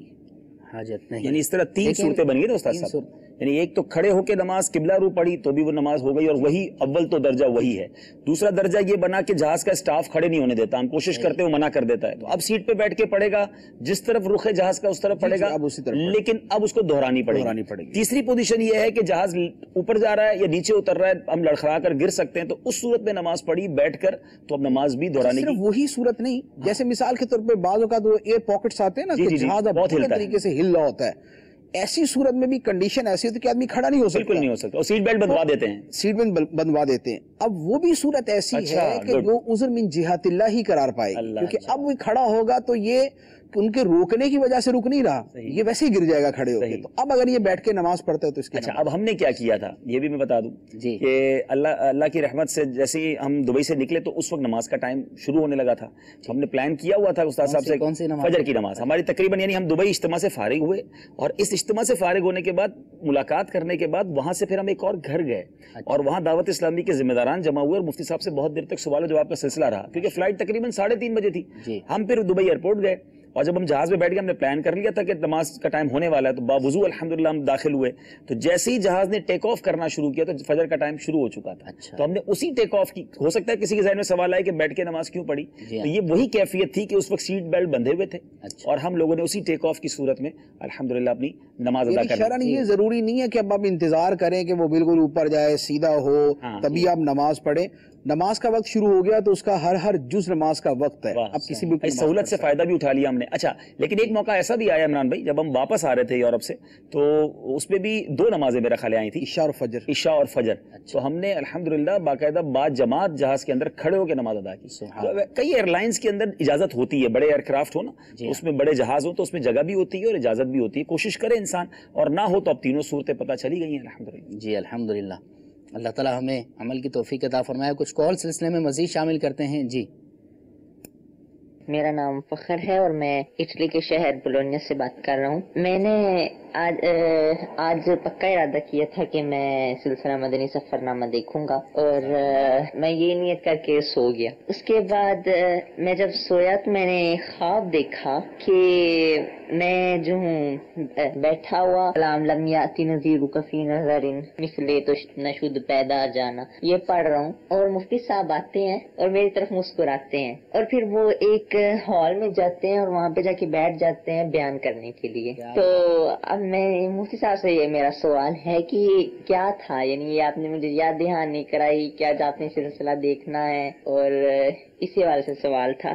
اور دوسرا میرا سوال یہ ہے کہ میں نے جب آپ ادھر تشریف لائے تھے بولونیا میں تو میں آپ کے ساتھ کمرے میں گیا تھا اور وہاں میں نے آپ سے ملاقات کی تھی اور آپ نے مجھے بہار شریعت کا مطالعہ کرنے کی جو تھے وہ کچھ مدنی پھول عطا کیے تھے. اگر وہ بھی آپ دہرا دیں کہ ہمیں بہار شریعت کا مطالعہ کیسے کرنا چاہیے, اور جب ہم مدرسۃ المدینہ آن لائن پڑھ رہے ہوں تو ہمیں کون کون سی کتابیں جو ہے ان کی اسٹڈی کرنی چاہیے, کیونکہ جو لوگ جامعۃ المدینہ میں پڑھتے ہیں تو وہ تو وہاں پہ ان کو کتابوں کا ایکسیس ہوتا ہے, لیکن ہم جیسے باہر کے ملک ہیں تو یہاں پہ ہمیں اتنی کتابیں نہیں ملتی, تو ہم یعنی ہمارا دل کرتا ہے کہ ہم بہت سی کتابیں جو ہیں وہ پڑھیں, لیکن ہمیں ایکسیس نہیں ہوتا ان کا, تو ہمیں کس طرح کیا ترکیب اس کی بنانی چاہیے؟ خواب میں جا کے بھی بیان کرتے ہیں آپ تو ماشاءاللہ. اللہ والوں کا تصرف تو ہے ہی نا. بالکل صاحب کیا فرماتے ہیں؟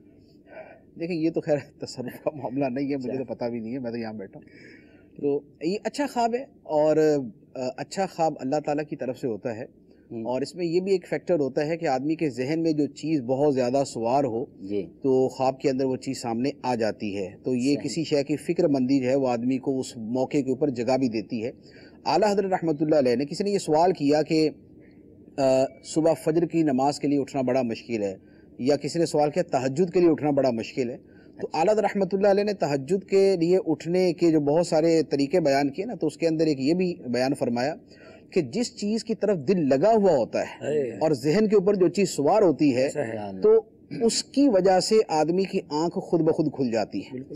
جس کو نماز کی بالکل یعنی انتہائی اشتیاق ہے نا, تو نماز کے لیے اس کی آنکھ کھلی جائے گی. صبح فلائٹ ہوتی ہے نا تو نیند ہی نہیں آتی ساری رات.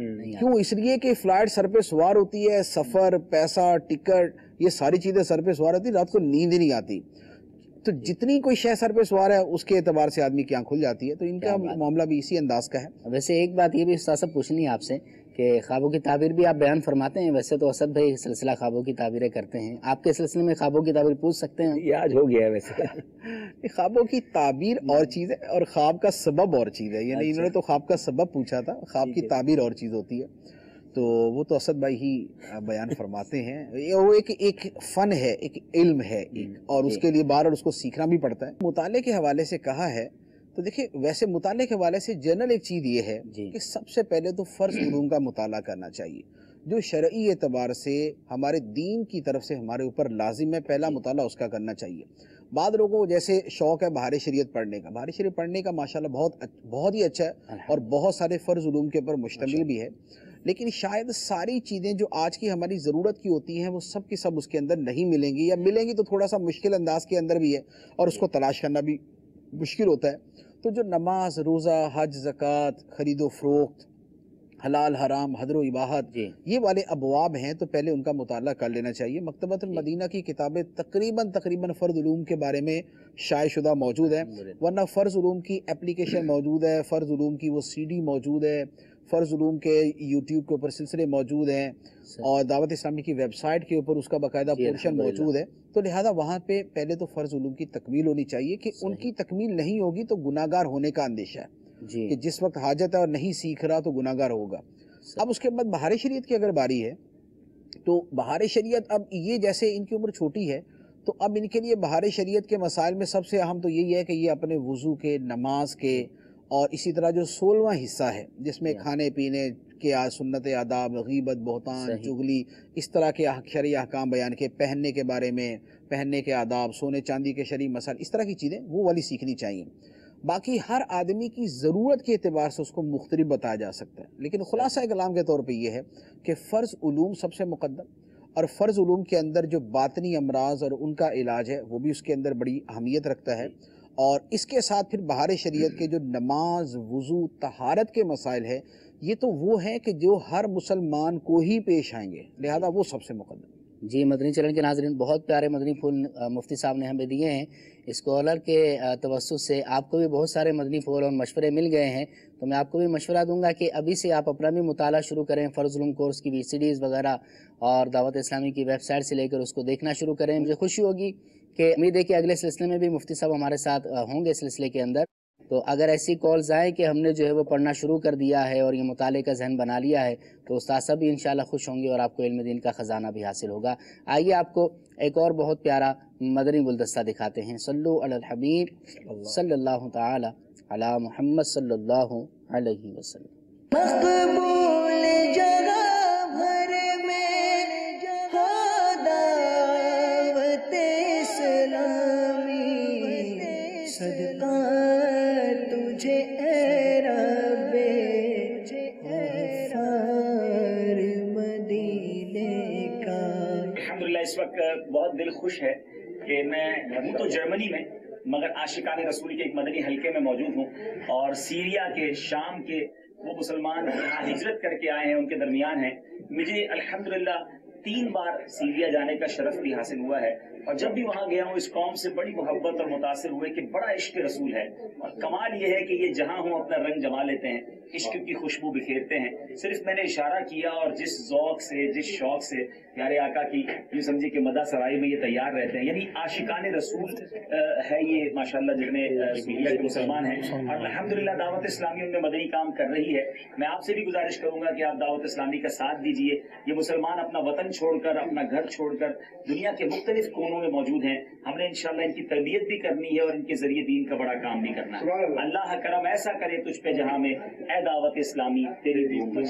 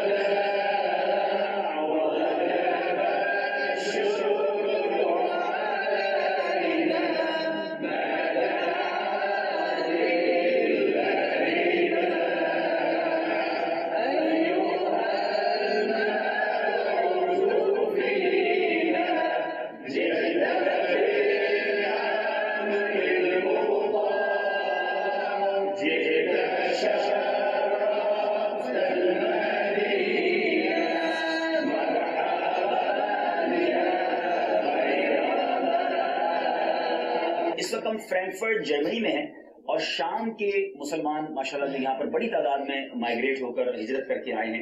ان شامی مبلغین دعوت اسلامی سے مدنی مشورہ ہو رہا ہے۔ یہ وہ اسلامی بھائی ہیں جو کچھ عرصہ پہلے دعوت اسلامی کے مدنی مرکز فیضان مدینہ کراچی آئے، اور وہاں سے ماشاءاللہ تربیت لے کر اب یہاں شام کے مسلمانوں کے ساتھ یہ دین کا کام کر رہے ہیں، ان کے ایمان اور عقیدے کی حفاظت کی کوشش کر رہے ہیں۔ اور ہم اب پلان کر رہے ہیں کہ کس طرح یہاں سے، ترکی سے، اور جو بیچارے شام میں مسلمان پھنسے ہوئے ہیں ان کی مدد کی جا سکے، اور ان کی کچھ تعداد کو پاکستان لا کر ان کے کھانے پینے، رہنے اور ان کی تربیت کا انتظام کر سکیں۔ آپ دعا کریں کہ اللہ تعالیٰ اس میں ہمیں کامیابی عطا فرمائے اور دعوت اسلامی کو مزید ترقی عطا فرمائے۔ صلو علی الحبیب صلی اللہ علیہ وسلم۔ آمین۔ اللہ تعالیٰ دعوت اسلامی کو ترقیاں عطا فرمائے۔ یہ شام کے مسلمان تھے عبدالحبیب بھائی، اور پھر یہ جنوری میں، اور آپ نے جو اہداف بیان فرمائے کہ کوششیں ہو رہی ہیں، کیا فرماتے ہیں؟ اصل میں سیریا کے مسلمانوں کے ساتھ معاملہ یہ ہوا کہ جب وہاں یہ جنگ و جدل کے معاملات ہوئے تو انہوں نے اپنے وطن سے نکلنا شروع کیا۔ اس وقت ہماری معلومات کے مطابق 50 لاکھ کے قریب مسلمان جو ہیں عاشقان رسول ہیں یہ ترکی میں موجود ہیں، اور کیمپوں میں اور بڑی مشکل کی زندگی گزار رہے ہیں۔ پچھلے دنوں جب ہم مفتی صاحب کے ساتھ ترکی گئے تھے تو اس کا مقصد بھی یہی تھا کہ ہم ترکی میں ان کے حالات دیکھیں، کیونکہ دعوت اسلامی ایک نیا کام کرنے جا رہی تھی تو اس کی شرعی اور تنظیمی دونوں رہنمائیاں درکار تھیں۔ تو ماشاءاللہ نگران شورا بھی ساتھ تھے، مفتی صاحب بھی ساتھ تھے، ہم ترکی گئے، اور اس بار اس کے بعد ترکی کے بعد بھی ہم جرمنی گئے تھے، اور اس وقت بھی شامیوں سے ملاقات ہوئی تھی، لیکن اس وقت یہ ابتدائی مراحل میں کام تھا۔ اب چونکہ کچھ وقت گزر چکا تھا، پچھلے دنوں یہ شام کے علماء جو ہے باب المدینہ بھی آئے، امیر اہل سنت سے ملاقات ہوئی، اب ان کا جذبہ ایسا زبردست ہو چکا ہے۔ تو اب ہم گئے تو آپ نے انداز ایک اور دیکھا، مفتی صاحب کا جب آپ اجتماع دکھائیں گے تو اس میں بھی بڑی تعداد میں شامی تھے۔ تو پھر ہوا یہ کہ اب ہم یہ چاہتے ہیں، مدنی چل کے ناظرین کو بھی بتاتا چلوں کہ دعوت اسلامی نے، ویسے تو دعوت اسلامی کے 100 سے زیادہ شعبہ جات ہیں، مگر ایک اور شعبہ ہم شروع کر چکے ہیں کہ جس میں ہم شام کے مسلمانوں کی دینی اور دنیاوی ضروریات کے لیے ہیلپ کرتے ہیں، ان کی مدد کرتے ہیں، اور ایک بڑا ہمارا اس میں کردار یہ ہوتا ہے کہ ان کے جو دینی معاملات ہیں، جو ان کی تربیت کے معاملات ہیں، ہمارے مبلغین بھیجے جائیں، ان کے مبلغین کی تربیت کی جائے تاکہ آنے والی نسلوں کا ایمان محفوظ ہو۔ تو تقریباً 10 لاکھ کے قریب ہمیں بتایا گیا کہ جرمنی میں شامی مسلمان ہیں، اور یو کے میں، یورپ کے دیگر ممالک میں بھی ہیں۔ دعوت اسلامی اس پر کام شروع کر چکی ہے، اور آپ میں سے جو اسلامی بھائی ہم سے اس شعبے میں تعاون کرنا چاہتے ہیں، کچھ معلوم کرنا چاہتے ہیں، تو ہمارے جو مدنی چینل کے نمبرز ہیں اس پر آپ ہم سے رابطہ بھی کر سکتے ہیں۔ مزید مفتی صاحب بتائیں گے کہ کتنا اہم کام ہے، اور ماشاءاللہ کس پیار سے یہ لوگ ہمارا ساتھ دے رہے ہیں ماشاءاللہ شام کے مسلمان۔ جی مفتی صاحب۔ دیکھیں، یہ بھی دعوت اسلامی کی برکات میں سے ایک برکت ہے۔ یہ لوگ جو جن کو اپنا وطن چھوڑنا پڑا، اب یہ جہاں جہاں پر گئے ہیں وہاں ہر جگہ ان کے لیے اسلامی اعتبار سے ویسا ماحول نہیں ہے۔ بہت ساری جگہوں پر تو یہ اندیشہ ہے کہ کہیں یہ اسلام سے ہی جاتے نہ رہے، بہت ساری جگہوں پر یہ ہے کہ اسلام تو جیسا تیسا باقی رہے لیکن عمل نام کی چیز نہ ہو، وہاں کا ماحول ان کو بالکل چینج کر کے رکھ دے۔ تو الحمدللہ ان کے حوالے سے دعوت اسلامی نے سوچا بھی اور عملی قدم بھی اٹھایا۔ اچھا، اب ان کا جو معاملہ ہے اس میں تو یوں کہہ لیں کہ جس کو کہتے ہیں نا کہ بھئی یار یہ بچہ تو ہمارے ہاتھوں میں پلا ہوا ہے نا، ہمارے ہاتھوں میں پلا بڑا ہے۔ شامی مسلمانوں کا معاملہ بھی ایسا ہے کہ اس میں بہت سارے ابھی جو حلقے کے اندر بھی دکھا رہے تھے، اس میں متعدد اسلامی بھائی وہ ہیں کہ جن سے پچھلی مرتبہ ملاقات ہوئی جب ہم جرمنی میں گئے تھے، جرمنی میں بیان کیا تھا ایک جگہ پر، اور اس کے بعد پھر مدنی حلقہ ہوا تھا شامی اسلامی بھائیوں کا، ان میں سے ہی یہ افراد تھے، بالکل ایسے ہی وہی ماشاءاللہ مبلغ بنے، یہاں باب المدینہ آئے، یہاں سے واپس گئے، اور اس وقت دعوت اسلامی کی باقاعدہ ذمہ داری ادا کر رہے ہیں۔ ان میں کوئی ٹرانسلیشن کے کام کے اندر ہے، کوئی بیانات کے کام کے اندر ہے، کوئی حلقے لگانے کے کام میں ہے، کوئی مدرسۃ المدینہ پڑھانے کے کام میں لگا ہوا۔ فیوچر عربی چینل کے لیے تیاری ہو رہی ہے۔ پھر ان فیوچر عربی چینل کے حوالے سے ہمارے لیے کس قدر مفید ثابت ہوں گے۔ یعنی یوں کہہ لیں کہ دعوت اسلامی جہاں بیج لگا دیتی ہے، اللہ تعالیٰ اس بیج کا پودا بنا ہی دیتا ہے، اور وہاں پر الحمدللہ ایک تناور درخت کھڑا ہو جاتا ہے۔ دنیا کے جن جن ممالک میں دعوت اسلامی کا کام پہنچا ہے، شروع ہوا ہے، وہاں پر ابتدا میں جانے والا کوئی ایک ہی بندہ گیا، اس نے جا کے کسی 1 2 4 کو دعوت دی، انہوں نے کام شروع کیا، اور ماشاءاللہ وہاں دعوت اسلامی کا اتنے بڑے پیمانے پہ کام شروع ہو گیا۔ میں تو اس اعتبار سے غور کرتا ہوں کہ یار وہ جو پہلا بندہ گیا تھا اور جس نے کام شروع کیا ہے، اس کے ثواب کا عالم کیا ہوگا۔ مثال کے طور پہ جیسے یو کے کو اگر لے لے، یو کے میں جو پہلے مبلغ گئے، ضروری نہیں کہ وہ ہمارے کوئی رکن شورا ہوں گے، ضروری نہیں کہ ہمارے بہت بڑے لیول کے مبلغ ہوں گے۔ ایک نے جانا ہی تھا تو ہم نے اس کو اپنے بھی کام اس کے ذمہ لگا دیا، اس نے جا کے کام شروع کر دیا۔ اب وہ اس نے کام شروع کر دیا، اس کے بعد پھیلتا پھیلتا اگر اس وقت وہاں پر دعوت اسلامی کے 40-45 مراکز ہیں، ان سب کا ثواب اس بندے کو ضرور ملے۔ وہاں پر اگر ہمارے 500 مبلغ ہیں تو یہ 500 مبلغ بننے کا ثواب اسے ضرور ملے گا۔ اگر وہاں پر دعوت اسلامی کے مدارس ہیں جس میں قرآن مجید پڑھایا جا رہا ہے، اس کا ثواب اس بندے کو ضرور ملے گا۔ سو جو کسی جگہ بیج لگاتا ہے اور بنیاد بنتا ہے، آپ یقین کیجئے اس کے ثواب کے تو یوں کہہ لیں کہ بارشیں برسنا شروع ہو جاتی۔ ایک سوال اور میں اس کے اوپر ہمیشہ میں آگے جو ہے نا میں غور کرتا ہوتا ہوں کہ یار یہ سارا مجموعی طور پہ مل کے جب امیر اہل سنت تک یہ پہنچتا ثواب، تو اس کی کوانٹٹی جو ہے وہ ہوتی کس قدر ہوگی کہ اگر پوری دنیا کے اندر دعوت اسلامی ہے تو اس کا جو اصل الاصول ہستی ہے وہ تو امیر اہل سنت کی ہے۔ تو یہ سب کا ثواب جو اس وقت دنیا میں مدارس اور جامعات اور درس اور بیان اور اجتماع اور قافلے اور کتابیں اور چینل، یہ سب مل ملا کر یوں امیر اہل سنت کو ثواب ملتا ہے، تو وہ ثواب ہوگا کتنا، ہر منٹ کتنا ثواب جا رہا ہوگا ان کے اکاؤنٹ میں۔ سبحان اللہ سبحان اللہ۔ استاد صاحب اس میں یعنی یہ جو آپ نے بات فرمائی نا، یہ بھی ماشاءاللہ ہمارے کئی مبلغین میں جذبہ ہے۔ مجھے یاد آیا کہ ہمارے ایک درس نظامی سے فارغ ہوئے اسلامی بھائی ماشاءاللہ عالم دین بن گئے، تو انہوں نے مدنی مرکز سے کہا کہ مجھے کسی دنیا میں ایسی جگہ بھیج دیں جہاں ایک بھی دعوت اسلامی والا نہ ہو۔ تو پوچھا گیا کہ حضرت وہاں جا کے آپ کیا کریں گے جب کوئی بھی نہیں؟ کہا میں چاہتا ہوں میں ادھر کام شروع، اللہ مجھ سے وہ کام لے لے تاکہ وہی بیج والی بات ہے کہ قیامت تک ہوتا رہے گا اور مجھے ثواب ملے گا۔ کیا بات ہے۔ تو مدنی چینل کے ناظرین، آپ بھی اپنا دعوت اسلامی کے ساتھ وابستہ ہو جائیے اور دعوت اسلامی کے مدنی قافلوں میں، دعوت اسلامی کے مدنی کاموں میں بڑھ چڑھ کر دعوت اسلامی کے الحمدللہ 100 سے زائد شعبہ جات ہیں۔ جس شعبے میں، جس ڈپارٹمنٹ میں آپ کو دلچسپی ہو اس میں آگے آئیے اور اپنی خدمات سر انجام دیجیے، تو اس طرح آپ کے لیے بھی ثواب کا انبار ہو سکتا ہے۔ آگے بڑھیے، دین کا کام کیجیے، زندگی جتنی بھی ہے بہرحال ہمیں بھی کام کرنا چاہیے، اللہ تعالیٰ ہمیں بھی دین کا جذبہ عطا فرمائے۔ عبدالحبیب بھائی کچھ SMS بھی ہمارے ساتھ ہیں۔ جی مدنی سفر نامہ میں سوال یہ ہے عبدالحبیب اتاری بھائی سے کہ پنجاب کے شہر منڈی بہاؤدین میں کب تشریف لائیں گے؟ ایک میسیج یہ آیا آپ کے لیے۔ اور جرمنی سے سیدھا منڈی باؤدین منڈی باؤدین میں گیا ہوں ایک بار، بیان بھی کیا ہے، لیکن انشاءاللہ جب پنجاب آئیں گے تو ان کو کہیں اپنے نگران کابینہ سے رابطے میں رہیں انشاءاللہ. ٹھیک ہے. ایک اور میسیج یہ آیا ہے، کیا حال ہے عبدالحبیب بھائی؟ الحمدللہ.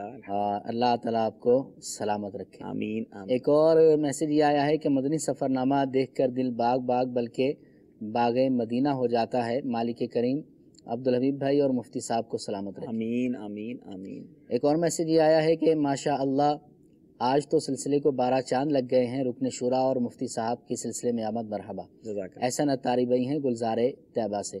ایک اور میسیج یہ آیا ہے کہ حبیب بھائی اللہ آپ کو دن دگنی رات چگنی ترقی عطا کرے. آمین. اور میں آپ کا بڑا شکر گزار ہوں کہ آپ کے سلسلے دیکھ کر میری امی نے گناہوں برے چینل دیکھنا چھوڑ دیے ہیں. اللہ پاک ان کو اور ہم سب کو استقامت نصیب فرمائے. ایک اور میسیج یہ آیا ہے کہ لاڑکانہ سے عبدالحبیب بھائی آپ کا سلسلہ ہماری دل کی ٹھنڈک ہے. جزاک اللہ. اور عبدالحبیب بھائی آپ حج پہ جا رہے ہیں یا نہیں؟ ضرور جواب دیں. ہو گیا دھک سے کلیجہ میرا، ہائے رخصت کی سنانے والے، میں نہ جاؤں ارے خدا نہ کرے. انشاءاللہ ضرور جائیں گے. میری حاضری ہے، آپ دعا کریں کہ با ادب اور با ذوق حاضری نصیب ہو. ایک اور میسیج یہ آیا ہے کہ مفتی صاحب اور رکن شورا کی آمد مرحبا، صد مرحبا. مفتی صاحب کی بارگاہ میں سوال عرض یہ ہے کہ آپ مفتی کس ایج میں بنے تھے؟ Very interesting question. مفتی صاحب کیا فرماتے ہیں؟ عرفی اور لوگوں کے اعتبار سے جسے مفتی کہا جاتا ہے، اس اعتبار سے تو یوں کہہ لیں کہ شاید 25 ایئرس، یعنی 25 سال کی عمر کے اندر، یا 23 سال کی عمر میں، شاید 23-25 کے اندر. اللہ اکبر اللہ اکبر. سبحان اللہ، کیا بات. ینگیسٹ مفتی ہوں گے میرا خیال ہے دعوت اسلامی کے، تو شاید ینگیسٹ ہی ہوں گے. شاید بہت سارے، مجھے پاکستان کی تاریخ کا نہیں پتہ، لیکن شاید جی بہت جلدی مفتی وہ اس عمر میں بنے. ماشاءاللہ کیا بات ہے. ایک اور میسیج یہ آیا ہے کہ مفتی صاحب کی آمد مرحبا. مفتی صاحب بہت اچھے بھی لگ رہے ہیں. اللہ تعالیٰ مفتی صاحب کو دین اور دنیا کی آمین برکتیں عطا فرمائے. آمین. میسیج یہ آیا ہے کہ عبدالحبیب بھائی آپ اور مفتی قاسم صاحب کے ساتھ کب لاہور تشریف لا رہے ہیں؟ مفتی صاحب جب فرمائیں میں تو تیار ہی ہوتا ہوں. مفتی صاحب اوکے کریں، میں نے بیگ پکڑنا ہے، ساتھ بیٹھ جانا ہے. کیا اب آپ مفتی صاحب پہ انفرادی کوشش کر لیں، میرا ابھی سے لبیک ہے. سبحان اللہ سبحان اللہ. نگران کابینات کے ذریعے سے جدول مفتی صاحب کا جدول بہرحال نگران کابینات کے ذریعے نہیں بنے گا. مفتی صاحب کا نارملی ہے نا، جیسے وہاں بھی دارالفتہ ہے نا، سردار آباد چکے مفتی صاحب کی رہائش بھی ہے، فیملی وہاں ہے. جب تشریف لے جاتے تو میں نے دیکھا ہے وہ آس پاس کے دارالفتہ وغیرہ جامعۃ المدینہ کا وزٹ کرتے ہیں. تو ایسا کوئی صورت بنائیں گے کہ مفتی صاحب کا کوئی عوامی اجتماع بھی لاہور میں مرکز وغیرہ میں رکھیں گے انشاءاللہ. آئیے کچھ کالز اپنے سلسلے میں ملاتے ہیں. جی میں لاہور سے عبد الماجد اتاری بول رہا ہوں. سر یہ آپ سے سوال ہے کہ ہوائی جہاز میں قبلے کا تعین ہم کس طرح کریں گے؟ اس میں ذرا وضاحت فرما دیجیے گا. جزاک اللہ خیرہ. جی مفتی صاحب اس کا طریقہ تو خیر عبدالحبیب بھائی زیادہ جانتے ہیں. دیکھیں اس میں ایک تو یہ ہے، بعض ایئر لائنز کے اندر تو اسکرین کے اوپر باقاعدہ اس کا جو ہے نا ڈائریکشن بتاتے رہتے ہیں. وہ جیسے اسلامک ایئر لائنز ہوتی ہیں تو اس میں ڈائریکشن بتا دیتے ہیں، تو اگر وہ آ جائیں تو بڑی آسانی سے پتہ چل جائے گا. دوسرا یہ ہوتا ہے کہ اگر سٹاف سے پتہ کیا جائے، جہاز کا جو عملہ ہے اگر اس سے پوچھ لیں تو ان میں سے بھی کوئی نہ کوئی بتا ہی دیتا ہے. صحیح. اور اگر یہ بھی صورت نہ ہو تو پھر شرعی اعتبار سے جو صورت ہے وہ تحری کی ہوتی ہے. تحری کا مطلب ہوتا ہے غور و فکر کرنا، سوچ بچار کرنا. صحیح. کہ آدمی غور کرے کہ قبلہ کس طرف ہو سکتا ہے. صحیح. اب جس طرف اس کا ذہن زیادہ جمے کہ قبلہ اس طرف ہوگا، اب اس کے لیے بہت ساری چیزوں کو وہ سوچ. اچھا اس میں ایک صورت یہ بھی ہو سکتی ہے کہ جیسے مسافروں کے اندر اگر کسی کے بارے میں یہ احتمال لگے کہ یار یہ ہو سکتا ہے یہ بندہ جانتا، کوئی مذہبی آدمی ہوتا ہے تو تھوڑا سا اس کے بارے میں گمان ہوتا ہے کہ شاید اس کو پتہ، تو اس سے پوچھ لیا جائے. اور ورنہ پھر یہ ہے کہ جیسے مشرق مغرب کا سفر ہے تو اگر کوئی آدمی تھوڑا سا اس کا حساب سمجھتا ہے تو وہ اس کے ذریعے بھی نکال لیتا ہے. جیسے ہم اگر پاکستان سے عرب شریف جا رہے ہیں تو اب جدھر جا رہے ادھر ہی قبلہ ہوگا، کیونکہ مغرب کی طرف ہم سفر کر رہے تو مغرب کی طرف ہی قبلہ آئے گا. اور اگر عرب شریف سے اگلی طرف سے اس طرف کو سفر ہو رہا ہے تو پھر اس کے الٹ ہو گیا، مشرق کی طرف ہو جائے گا. تو یوں کچھ آدمی چیزوں سے اندازہ لگا لیتا ہے کہ قبلہ کس طرف ہے. اس میں جیسے مفتی صاحب نے فرمایا، میں ایک آسان کر دیتا ہوں. جیسے کئی ایئر لائنز ایسی ہیں کہ جس میں اب تو اسکرین پر قبلہ رخ بتایا جاتا ہے اور بڑا آسان ہے. دنیا کی بہت ساری ایئر لائنز میں جب میں نے سفر کیا اور میں ان سے پوچھتا ہوں، آپ ان سے صرف یہ پوچھ لیں کہ مجھے نماز پڑھنی ہے، یا مجھے انگلش میں کہنا پڑے گا بعض اوقات تو کہ مجھے پرے کرنی ہے، تو ان کو قبلے کا نہ پتہ ہوتا کہ سعودی عرب کس طرف ہے، عرب کس طرف ہے، تو وہ آپ کو خود ہی ڈائریکشن بتا دیں گے کہ کہ اس طرف یہ ملک ہے، پائلٹ سے پوچھیں گے اور بتائیں گے کہ اس طرف ہے۔ دوسرا طریقہ یہ جیسے مفتی صاحب نے فرمایا کہ ابھی چونکہ حاجی جا رہے ہیں، بڑا آسان کر دیا مفتی صاحب نے، جتنی آپ کی فلائٹیں سوئے جدہ جا رہی ہیں یا سوئے مدینہ جا رہی ہیں تو جدہ شریف پہنچنے سے پہلے آپ کا رخ جہاز جس طرف ہے اسی طرف قبلہ ہوگا۔ آپ عرب شریف سے واپس پاکستان آ رہے ہیں تو آپ جہاز کی بیک سائڈ پہ، جہاز یوں جا رہا ہے، آپ نے پیچھے کی طرف رک کر کے نماز پڑھنا ہے تو نارملی قبلہ 45 ڈگری میں آپ آ جائیں گے، اور باقی جیسے مفتی صاحب نے فرما دیا کہ پھر اس کے بعد تحری کر لی جائے اگر کوئی صورت نہ بنے۔ اچھا استاد صاحب، آج کل قبلہ نما بھی بڑے چل رہے ہیں نا، موبائل کے اندر قبلہ نما ہے، اسی طرح اوقات الصلاۃ ہماری جو اپلیکیشن ہے اس کے اندر بھی ہے، اگر اس کو فالو کوئی کر لے جہاز میں وہ کام دیکھیں، جہاز کے اندر تو وہ کام نہیں دے گا، ایک تو وہ حرکت ہے، دوسرا میٹل اور میگنیٹ اور اوپر یہ بہت ساری چیزیں آ جاتی ہیں، اور دوسرا یہ بھی ہوتا ہے یہ قبلہ نما کے استعمال کا بھی طریقہ ہوتا ہے، پتہ چلے قبلہ نما تو ادھر کو بتا رہا ہے اور بندہ ادھر سمجھ رہا ہے تو اس کو پہلے سمجھ بھی لینا چاہیے کیسے بتاتا ہے یہ۔ کیا بات ہے جی مدنی چینل کے ناظرین، جی اگلی کال دیجیے۔ مفتی صاحب کی بارگاہ میں ایک سوال یہ ہے کہ ابھی جہاز میں نماز پڑھنے کا طریقہ بتایا، تو کیا اسی طرح ٹرین میں بھی مسئلے ہوتے ہیں کہ ٹرین میں کھڑے ہو کے نماز نہیں پڑھی جا سکتی کیونکہ پورا ڈبہ وہ سیٹوں والا ہوتا ہے، تو وہاں کے ٹرین میں بھی یہی جہاز والا حکم لگے گا؟ برائے کرم جواب فرمائیے۔ ٹرین کا ایک مدنی گلدستہ بھی ہمارا ہے، اس کے اندر بھی یہ مدنی پھول مفتی صاحب نے ہمیں دیے ہیں۔ ہم نے ٹرین میں بیٹھ کے آپ سے یہی سوال کیا تھا، اور زیادہ ریلیونٹ ہو جائے گا۔ ہاں آئیے چلے وہ مدنی گلدستہ آپ کو دکھاتے ہیں۔ ہر طرف نیکی کی دعوت عام ہو، نیک ہو امت اے نانا اے حسین، سنتوں کی ہر طرف آئے بہار، نیک ہو امت اے نانا اے حسین، نیک ہو امت اے نانا اے حسین۔ ہم ٹرین میں موجود ہیں اور اٹلی کے شہر میلان کی طرف جا رہے ہیں، اور وہاں سے ایک اور ٹرین ہم نے لینی ہے اور اس سے ہم انشاءاللہ میلان سے بلونیا کی طرف جائیں گے۔ آج وہاں پر سنت بڑا اجتماع ہے، بڑا بیزی شیڈیول ہے، اور امید ہے کہ بڑی تعداد میں عاشقان رسول وہاں جمع ہیں۔ ہمارے پاس دو آپشن تھے کہ ہم گاڑی میں چلے جاتے یا ٹرین میں چلے جاتے۔ اسماعیل بھائی گاڑی لے کے بھی اویلیبل تھے، لیکن ہم نے سوچا کہ ایک تو گاڑی میں انسان کچھ زیادہ جاتا ہے اور ٹرین کچھ کم ٹائم لے رہی تھی وہاں پہنچنے میں، کیونکہ پہنچتے ہی وہاں اجتماع میں شرکت کرنی ہے۔ اللہ مفتی صاحب بھی ہمارے درمیان ہیں اور آپ دیکھ سکتے ہیں کہ بہت تیزی کے ساتھ ٹرین چلتی ہے، لیکن یہاں اتنا زیادہ ڈسٹربنس نہیں ہوتی ہے۔ بہرحال اللہ تعالیٰ سے دعا کرتے ہیں کہ اللہ تعالیٰ آج کے اجتماع کو کامیاب فرمائے اور ہمیں اس کی برکت نصیب فرمائے۔ لگے ہاتھوں مفتی صاحب ساتھ ہیں تو کیوں نہ ایک مسئلہ بھی پوچھ لیا جائے۔ حضور جہاز میں آپ سے نماز پڑھنے کا مسئلہ پوچھا، ہم نے راستے میں نماز کے حوالے سے پوچھا، اگر ٹرین میں نماز کا وقت ہو جائے، ہمیں تو نماز نہیں پڑھنی اس ٹرین میں کیونکہ ہم پہنچ جائیں گے، لیکن اگر ٹرین میں نماز کا وقت ہو جائے تو ٹرین میں نماز کیسے ادا کریں؟ ٹرین کے اندر نماز کے حوالے سے بنیادی مسئلہ تو یہ ہے کہ ویسے تو یہ ہے کہ نماز جو ہے وہ ایسی جگہ پڑھی جائے گی جو ٹھہری ہوئی ہو۔ ٹرین چونکہ چل رہی ہوتی ہے لہذا چلنے کے اعتبار سے مسائل مختلف ہو جاتے ہیں، تو اس اعتبار سے دو صورتیں بن جائیں گی۔ ایک تو یہ ہے کہ اگر یہ ممکن ہے کہ ٹرین رکی ہوئی ہے اور ہم نماز پڑھ لیں تو ضروری ہے کہ رکی ہوئی ٹرین کے اندر نماز پڑھی جائے، یا ٹرین سے اتر کے نماز پڑھنا ممکن ہو تو پھر ٹرین سے اتر کے زمین پر نماز پڑھ لی جائے۔ لیکن ایسی صورت ہو کہ چلتی ٹرین ہے، نماز کا وقت آ گیا اور اس کے رکنے کی کوئی صورت نظر نہیں آ رہی اور نماز کا وقت ہی گزر جائے گا، تو ایسی صورت کے اندر حکم شرعی یہ ہے کہ ٹرین کے اندر ہی نماز پڑھ لی جائے، باقاعدہ کھڑے ہو کر نماز پڑھیں، قبلہ روح ہو کر نماز پڑھیں، لیکن اس نماز کا بعد میں اعادہ کرنا پڑے گا اسے۔ جی مدنی چینل کے ناظرین، ٹرین میں نماز کا حکم ٹرین میں بیٹھ کر ہی مفتی صاحب نے آپ کو ارشاد فرمایا ہے۔ عبدالحفیظ بھائی یہ اٹلی کی ٹرین تھی، ناظرین کو یہ بتاتا چلوں کہ ابھی تک ہم اپنے سیکوینس کے حساب سے اٹلی تو نہیں پہنچے تھے، یہ بعد میں ہم نے دکھانا تھا، لیکن چونکہ ہمارے اسلامی بھائی کی کال آ گئی تھی تو ہم نے لگے ہاتھوں ان کو مفتی صاحب کا وہاں کا جواب جو ہے وہ سنا دیا ہے۔ یہ کتنی اس کی ٹرین کی اسپیڈ تھی عبدالحفیظ بھائی؟ اس ٹرین میں جب آپ سفر کر رہے ہیں تو سامنے جو स्पीड मीटर था वो 250 किलोमीटर रफ्तार बता रहा था कि 250 की रफ्तार से जा रहे थे। और हमने कोशिश यही की इस सफ़र में। मुफ्ती साहब आपने कहा ना कि आप सफ़र क्यों करते हैं, देखें ना, अब कदम कदम पर सवाल, और अल्हम्दुलिल्लाह हमारी ये भी नीयत थी कि हम सीख रहे हैं, नाजरीन भी सीख लेंगे। मुफ्ती साहब ये जो सवाल था हिंद से, इसमें एक इजाफा ज़रूर था कि ऐसी ट्रेन हो जिसमें खड़े होने की गुंजाइश ही अगर ना हो, जैसे अगर इसी ट्रेन की बात करें जिस ट्रेन में हम थे, जो सीट बाई सीट ट्रेन होती है उसमें नॉर्मली इतनी जगह नहीं होती और हम खड़े रह जाएंगे तो लोगों का रास्ता बंद हो जाएगा। तो अब ऐसी सूरत में जब ट्रेन में खड़े होकर नमाज ना पढ़ सके तो फिर क्या कोई रियायत होगी? देखिए जगह तो बहरहाल वो है, ठीक है। अब अगर कोई वहां नमाज नहीं पढ़ता तो वो लोगों की सहूलत के लिए या लोगों के मना करने की वजह से रुके, तो वो वाली सूरत हो जाएगी। लिहाजा वो उज़्र मिन जिहातिल इबाद ही है, यानी लोगों की तरफ से मुमानात ही उसको समझा जाएगा। लिहाजा अगर वो नमाज पढ़ेगा तो बाद में उसको दोहराना ही। अच्छा, ट्रेन में तो खड़े होकर पड़ेगा फिर भी दोहराना पड़ेगा? देखिए उसमें यूं है, मैं इसलिए वो अर्ज करना चाह रहा था कि जहाज की नमाज का मसला और ट्रेन की नमाज के मसले में फर्क है। माशाअल्लाह। जहाज अगर रुक भी जाए ना तो वो हवा में रुकेगा, जमीन पे नहीं रुकेगा, लिहाजा उसके मसाइल जुदा है।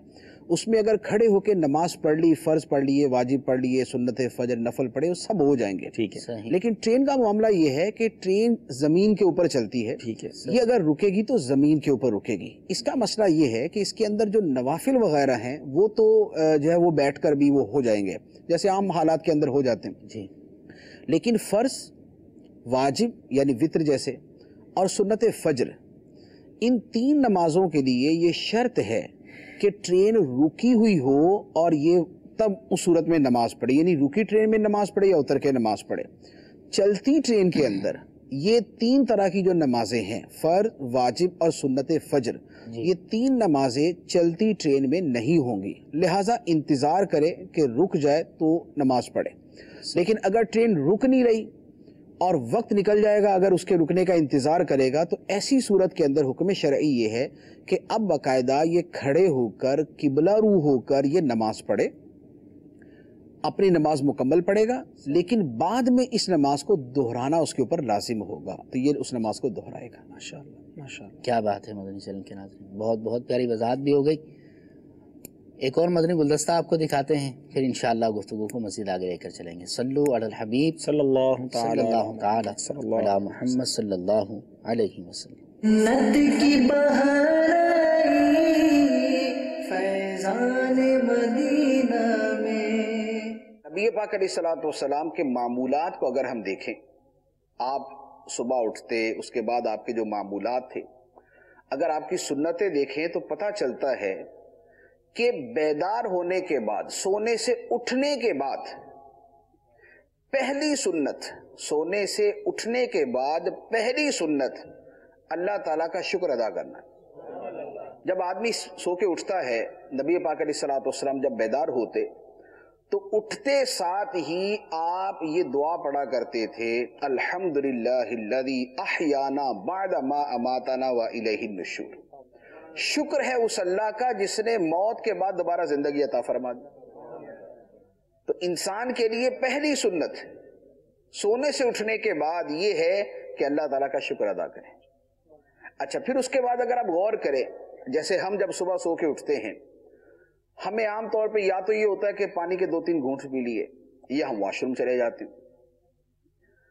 हम वॉशरूम जाएं तो वॉशरूम से बाहर निकलने की जो दुआ है वो है अल्हम्दुलिल्लाहिल्लज़ी अज़हबा अन्निल अज़ा व आफ़ानी। शुक्र है उस अल्लाह का जिसने तकलीफ दे शय को हमसे दूर कर दिया और हमें आफियत अता फरमा दी। यानी आप सो के उठ के पहला काम करेंगे अल्लाह का शुक्र अदा करें। आप उसके बाद वॉशरूम जाएंगे तो बाहर निकल के दूसरा काम करेंगे, अल्लाह ताला का शुक्र अदा करें। आप पानी के 2-3 घूंट पिएंगे तो पानी पीने के बाद सुन्नत है कहना अल्हम्दुलिल्लाहि रब्बिल आलमीन, शुक्र है उस अल्लाह का जो सारे जहानों का परवरदिगार है। आप फिर अल्लाह का शुक्र अदा करें। उसके बाद आप कपड़े पहनते हैं, कपड़े पहनने के बाद की दुआ है अल्हम्दुलिल्लाहिल्लज़ी कसानी हादा, शुक्र है उस अल्लाह का जिसने मुझे ये लिबास अता फरमाया। तो अब आप गौर करें कि शुक्र अदा करना ये कैसी अजीम सुन्नत है कि इंसान उठता है और खुदा का शुक्र अदा करना शुरू कर देता है। तो शुक्र जो है ये जबान से भी अदा किया जाता है, हाथों से भी होता है, दिल से भी होता है। زبان سے شکر تو یہی ہے کہ آدمی زبان سے بار بار کہتے ہیں اللہ کا شکر ہے، اللہ کا شکر ہے، جو بھی نعمت ہے اس کے اوپر اللہ کا شکر ادا کیا جائے، اور یہ ہمارا ایمان ہے، بحیثیت مسلمان ہمارا ایمان ہے، اور یہ حقیقت بھی ہے کہ ہر نعمت اللہ کی طرف سے۔ سنت کی بہار آئی فیضان مدینہ میں، رحمت کی گھٹا چھائی فیضان مدینہ میں۔ سبحان اللہ۔ مدنی چینل کے ناظرین، دعوت اسلامی الحمدللہ دنیا بھر میں سنتوں کی خدمت سر انجام دے رہی ہے، سنتوں کی خدمت کر رہی ہے۔ آپ کے بھی اگر کوئی رشتہ دار، کوئی دوست احباب جرمنی میں یا کسی بھی ملک میں رہتے ہوں تو جہاں پر الحمدللہ ہمارے مدنی مراکز ہیں، ہر جمعرات کو مغرب کے بعد وہاں پر ہفتہ واری سنتوں پر اجتماعات ہوا کرتے ہیں، اس میں بھی شرکت فرمائیں، اس کی دعوت کو بھی عام کریں انشاءاللہ عز و جل۔ وہاں رہتے ہوئے آپ دین کی مٹھاس کو حاصل کر سکیں گے۔ عبدالحبیب بھائی، یہ جو اجتماع ہوا الحمدللہ مفتی قاسم صاحب کا بیان ہوا، بڑا اچھا تھا، اللہ تعالیٰ قبول فرمائے۔ یہ کیا چھٹی کا کوئی دن تھا؟ اتنے لوگ بیٹھے ہوئے تھے؟ یہ چھٹی کا دن نہیں تھا، ہم منگل کو تو نکلے تھے جیسے میں نے آپ کو کہا جی، اور بدھ کی صبح پہنچے ہیں، اور بدھ کی عصر کے بعد یہ بیان تھا، اور ماشاءاللہ ورکنگ ڈے تھا، اور جرمنی میں ہمارا کام گروئنگ پوزیشن پر ہے ماشاءاللہ، دن بدن بڑھتا جا رہا ہے۔ دیگر یورپی ممالک میں اس سے زیادہ ماشاءاللہ بڑا کام ہے، آپ آگے جب اجتماع دیکھیں گے اٹلی وغیرہ کے، تو پھر بھی نو ڈاؤٹ کہ چھٹی کے بغیر شام کے وقت میں اسلام آباد کا جمع ہونا، اور میں مفتی صاحب کا یہاں پھر اپریشیٹ کروں گا کہ ہم صبح تقریباً ہمارے گھر پہنچتے پہنچتے شاید 11 بج گئے تھے، اور تھوڑی دیر آرام ہوا ہے، اور آرام کے بعد وہ شامی مسلمانوں کے ساتھ کچھ گفتگو ہوئی ہے، کھانا وغیرہ ان کے ساتھ ہی ہم نے کھایا، اور اس کے بعد مفتی صاحب یہاں بیان کرنے آ گئے ماشاءاللہ۔ تو اللہ تعالیٰ اور ہمت دے اور سلامتی عطا فرمائے۔ کیا بات ہے۔ مدنی کاموں کے حوالے سے مفتی صاحب کے لیے ایک SMS بھی آیا ہوا ہے استاد صاحب، آپ سے یہ کہا گیا ہے کہ مفتی صاحب کی آمد سلسلے میں مرحبا، 100 کروڑ مرحبا۔ اب مفتی صاحب سے عرض یہ ہے کہ مدنی کاموں میں استقامت مل جائے، اس کا کوئی وظیفہ یا کوئی مدنی پھول اس کے حوالے سے بتانے۔ سبحان اللہ۔ وظیفہ تو دعا کرنی چاہیے اس کے لیے، لیکن استقامت حاصل کرنے کا جو عملی طریقہ ہے وہ یہ ہے کہ کچھ نہ کچھ کرتے رہیں۔ کچھ نہ بالکل چھوڑ کے بیٹھ جائیں گے نا تو دوبارہ نئے سرے سے پہیا گھمانا بڑا مشکل ہوتا ہے۔ چلتا ہوا تھوڑا سا آہستہ ہو جائے لیکن اس کو گھماتے رہیں، اس کو گھماتے رہیں، روکنے کے بعد نا پوری جان لگا کے اس کو چلانا پڑتا ہے، زنگ لگ جاتا ہے، رک جاتا ہے، پھنس جاتا ہے، اڑ جاتا ہے وہاں پر۔ اس لیے کبھی ایسا ہو کہ کام کرنے کو نہیں دل کر رہا اور ہمت کر کے بھی نہیں ہو پا رہا، تو ایسا نہ کرے کہ ٹوٹلی گیو اپ، کہ چھوڑ دے، ایسا نہ کرے۔ اس کو تھوڑا کر لے، لیکن تھوڑے کے بعد نا اس کو ذرا دھکا لگاتے رہے تو وہ چلتا رہے۔ تو استقامت نا کرنے سے ملتی ہے، نہ کر کے اور ہاتھ پاؤں آدمی چھوڑ کر بیٹھ جائے کہ اب یہ بس استقامت کا جو نا یک قدم میرے دل میں کوئی القاء ہو اور یک قدم مجھے ایک شرح صدر مل جائے، ایسا بہت کم ہوتا ہے، شاذ و نادر ہوتا ہے۔ کرتے رہنے سے ہی استقامت ملتی ہے۔ ہمارے ہاں جیسے زیادہ ہماری فیلڈ مطالعے کی ہوتی ہے، درس نظامی کی فیلڈ، اس میں کیا ہوتا ہے، طلبہ بھی یہی سوال کرتے ہیں کہ جناب مطالعے پر استقامت مل جائے۔ صحیح۔ مطالعے پر استقامت کا طریقہ بھی یہی ہے کہ کبھی بھی ایسا نہ کریں کہ بالکل ہی مطالعہ چھوڑ کے بیٹھ جائیں۔ بالکل چھوڑ کے بیٹھ گئے نا تو اب تو باقاعدہ پورا پیٹرول بھروا کے اور پورا ہی اس کو ٹیون اور چارجنگ کروا کے پھر ہی وہ گاڑی چلے گی آپ کے مطالعے کی۔ آپ 2 گھنٹے مطالعہ نہیں کر سکتے تو 15 منٹ پہ آ جائیں، لیکن ٹوٹلی چھوڑے نہیں۔ اسی طریقے سے درس ہے، بیان ہے، اجتماع ہے، کوئی درود پاک پڑھنا ہے، ایک آدمی کی عادت ہے 500 مرتبہ پڑھنے کی، اب بالکل اس کا بن ہی نہیں رہا کہ وہ 500 مرتبہ پڑھے، ٹھیک ہے، وہ اس کو ختم نہ کرے، 100 پہ آ جائے۔ صحیح۔ 100 پہ آنے کے بعد جو ہے نا وہ دوبارہ شروع کر دے۔ جہاز اڑتے ہوئے سپیڈ آہستہ کر لے گا تو وہ تیز بھی کر لے، لیکن اتر گیا نا اگر تو اترنے کے بعد تو پھر اب نیا پروسیجر شروع ہو جائے گا اور پھر ہی دوبارہ چڑھ سکے گا وہ۔ اچھا، دوران سفر استاذ مطالعہ، اس کو اب سفر، ویسے جو لوگ چندے کے بارے میں پتہ بھی چلا کہ گھر میں یا رہتے ہوئے تو وہ مقامی حالت میں مطالعہ کرتے ہیں، لیکن دوران سفر کمی آ جاتی ہے، کوئی ایسا کوئی سفر کے دوران بھی جاری رکھیں؟ وہی کہ مطلب دیکھیں کمی تو آتی ہے، کیونکہ لازمی بات ہے کہ کمفرٹ اور کنوینئنس کی وہ حالت نہیں ہوتی سفر کے اندر جو گھر پہ ہوتی، کچھ فرق آ جاتا ہے، لیکن بعض اوقات سفر کے اندر مطالعہ بڑھ بھی جاتا ہے۔ میرا اپنا ذاتی تجربہ ہے کہ گھر کے اندر تو جیسے 20 کام اور بھی ہیں، سفر کے اندر کام ہی کوئی نہیں ہے، جس وقت سفر چل رہا ہے تو کوئی کام نہیں ہے تو بیٹھ کے پڑھتے رہے، پھر تو یہ بھی ہو جاتا ہے۔ اور کچھ یہ بھی ہوتا ہے کہ ذوق شوق کے اوپر بھی ہوتا ہے، آدمی کو جس چیز کا شوق ہوتا ہے وہ اسی میں لگ جاتا ہے۔ جن لوگوں کو فیس بک کا شوق ہوگا ان کے لیے سفر مسئلہ ہی کوئی نہیں ہے، اگر ان کا نیٹ چل رہا ہے اور اس کے بعد انجوائے کر رہے ہیں وہ لگے ہوئے. جس کا مطالعے کا شوق ہے مطالعہ کرتا رہے گا, جس کا اچھا شوق ہے اس کو پورا کر لے گا, برا شوق ہے اس کو پورا کر لے گا. کیا بات. سبحان اللہ. آئیے کچھ کال سلسلے میں شامل کرتے ہیں. جی is Dr. Idin Debawe in Uganda. Alhamdulillah, I'm watching Madani Safarnama and I appreciate the program of Haji Mufti Qasim. Please continue, and we request that if you are to replay this, you can put the English subtitles down on Madani channel Urdu, because we are Africans but we are watching it. MashaAllah. MashaAllah. Jazakallah. बहुत शुक्रिया. इसमें एक और पहलू भी है, देखें جی इससे पता चलता है कि ज़रूरत कितनी है मदनी काम की. जी कितनी ज़रूरत है. यानी हर ज़बान के अंदर, क्योंकि हर ज़बान वाला हमारी ज़बान तो सीखने से रहा ना कि हमारी उर्दू सीख के बैठ जाए, उनकी ज़बान के अंदर काम करने की हाजत है. हम जहाँ जाते हैं, जैसे अभी इज्तिमा की आपने बात की ना, वहाँ पर जो जर्मनी का इज्तिमा था, वहाँ पर मुझे चंद इस्लामी भाई मिले 600 किलोमीटर से आए थे. अल्लाह. सिर्फ इज्तिमा में शिरकत के लिए, बयान सुनने के लिए 600 किलोमीटर से वो आए थे. हालांकि मौसम कैसा था, और वो जहाँ से आए थे वो बारिश वाला वो मौसम था, लेकिन वो उन्होंने वापस भी जाना था, आए भी, लेकिन एक बयान सुनने के लिए इतनी दूर. जब हम इटली गए तो वहाँ भी रोम से 500, 600, 700 किलोमीटर से लोग सफर करके आए. तो लोगों का जज्बा बहुत है उसके एतबार से. तो अब जैसे इन्होंने इंग्लिश के एतबार से बात की है, तो अब दिल करता है हमारे 4 चैनल हो इंग्लिश के, इंग्लिश में, जो इंग्लिश के अंदर ही सारा ये सिलसिला कर रहे हो, या यही सिलसिला उर्दू के बाद इंग्लिश में शुरू होना चाहिए. क्या बात है. जी नेक्स्ट कॉल. मोहम्मद शाहिद अत्तारी, हिंद, गुजरात, बालासीनोर से अर्ज कर रहा हूँ. मुफ्ती साहब से मेरा सवाल है कि अपने बच्चों की मदनी तरबियत किस तरह की जाए, बराए करम रहनुमाई फरमा दें. जी उस्ताद साहब, बड़ा ही वास्ट मुख्तसरन कुछ इरशाद फरमा दें. टॉपिक तो ये बहुत बड़ा है. एक तो उसमें सीधा सीधा मदनी फूल ये है कि अगर आप चाहते हैं कि आपके बच्चे अच्छे हो जाएं, तो आप भी अच्छे बच्चे बन जाएं. वाह वाह वाह. तो आप अच्छे बन जाएंगे ना, तो वो भी आपके पीछे अच्छा बनना शुरू होंगे. आप गाली देंगे तो वो भी गाली देंगे, और आप बुरी हरकत करेंगे वो भी बुरी हरकत करेंगे. आप नमाज छोड़ेंगे वो भी छोड़ेंगे, आप बदअखलाकी करेंगे वो भी बदअखलाकी करेंगे. तो लिहाजा आप भी अच्छे बच्चे बन जाए, ताकि आपके बच्चे भी अच्छे बच्चे बन जाए. पहली तो बात तो ये. दूसरे नंबर पर ये है कि तरबियत के अंदर हमेशा ये बात ज़हन में रखे कि तरबियत नरमी से होती है, सख्ती से नहीं होती. चंद एक जगह पर लिमिटेड, एक सर्टन लिमिट तक जो है ना, वो है कि आप तादीब के अंदाज के अंदर समझाएं. वरना इससे हटकर आप यूं समझाएंगे ना, क्यों नहीं किया, तो वो बेचारा घबरा के एक मरतबा तो कर लेगा, लेकिन उसके अंदर कभी उस चीज़ का शौक पैदा नहीं होगा. उस चीज़ का शौक पैदा करें, इंसेंटिव रखें, कोई काम करने के ऊपर एप्रिशिएट करें, शाबाश दें, माशाल्लाह, अल्हम्दुलिल्लाह, बारकल्लाह, किसी और के सामने बयान कर दें, उसके ऊपर कोई तोहफा दे दें उसे. ये सारी चीज़ें मिलजुल के उसकी तरबियत करती हैं. अच्छा, फिर एक और अहम चीज़ होती है कि उसको अच्छे माहौल में आने जाने का आदी बनाएं. खुद दावत इस्लामी का इज्तिमा खुद जाएं, उसको लेके जाएं. वो जो माहौल का इम्पैक्ट होगा ना, हो सकता है वो आपकी ज़ात का नहीं हो सकता. अच्छा, इसी तरह मदनी चैनल तरबियत का एक बहुत बड़ा जरिया है. मदनी चैनल खुद देखते हैं, उसको साथ बिठा के देखते हैं, तो उसका माइंडसेट चेंज होना शुरू हो जाएगा और उसकी तरबियत होगी. तो ये थोड़े से जो है वो यानी इक़दामात हैं कि जो करें तो इंशाल्लाह तरबियत की, अच्छी तरबियत की उम्मीद. सुभान अल्लाह, क्या बात है. जी अगली कॉल दे दें.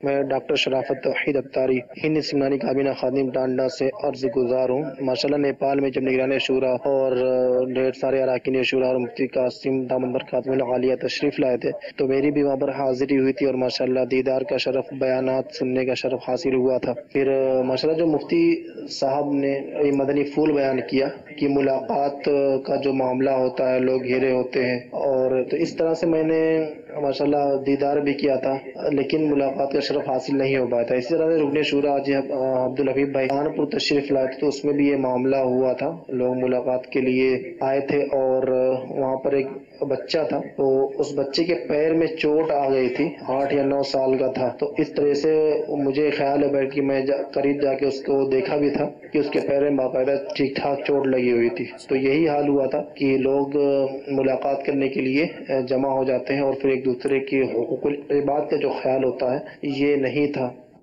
जी बिल्कुल ऐसा नहीं करना चाहिए. मुझे एक वाक़या याद है इसके. जी, मैंने ज़िंदगी में पहली मरतबा जो अमीर अहले सुन्नत की करीब से ज़ियारत की ना, वो इस्लामाबाद में इज्तिमा था. जी, शायद 1992-93 की बात होगी. ये इस्लामाबाद इज्तिमा था, अमीर अहले सुन्नत का बयान था. तो अब हमें तो जोश चढ़ा हुआ था ना कि पास जाके देखना है. सबको फलांगते और उछलते कूदते हम बिल्कुल स्टेज के साथ जाके बैठ गए. वाह. अमीर अहले सुन्नत ने जो बयान शुरू फरमाया ना, وہ بیان اس سے شروع فرمایا کہ یہ جو سب سے آگے بیٹھے ہوئے یہ ذرا غور کر لیں کتنوں کے ہاتھوں کو کچلتے ہوئے اللہ کتنوں کو ٹھڈے مارتے اور گھٹنے رسید کرتے ہوئے یہاں تک پہنچے ہیں. مجھے دیکھنا جو ہے آپ کی نظر میں ایک بزرگ کی زیارت ہوگا، چلے مستحب کام ہے، لیکن یہ جو حقوق العباد تلف کیے یہ سب گناہ ہے، یہ حرام. بغیر معافی مانگے آپ کو معافی بھی نہیں ملے گی. پھر کتنے پہلے سے بڑے تسلی سے بیٹھے ہوئے تھے اور آپ نے چھلانگ مار کے ان کے آگے آ کے آپ بیٹھ گئے، تو اب وہ بیچارہ کہہ رہا کہ یار یہ کیا ہوا میرے ساتھ، میں تو صحیح بیٹھا ہوا تھا، یہ میرے آگے آگے بیٹھ گیا. تو یہ جتنے یوں کر کے تنگ ہو کے بیٹھے ہوئے نا، پھنس پھنس کے بیٹھے ہوئے، اب یہ ذرا پیچھے ہو جائیں اور آرام سے بیٹھ کے بیان سنیں اور توبہ بھی کریں.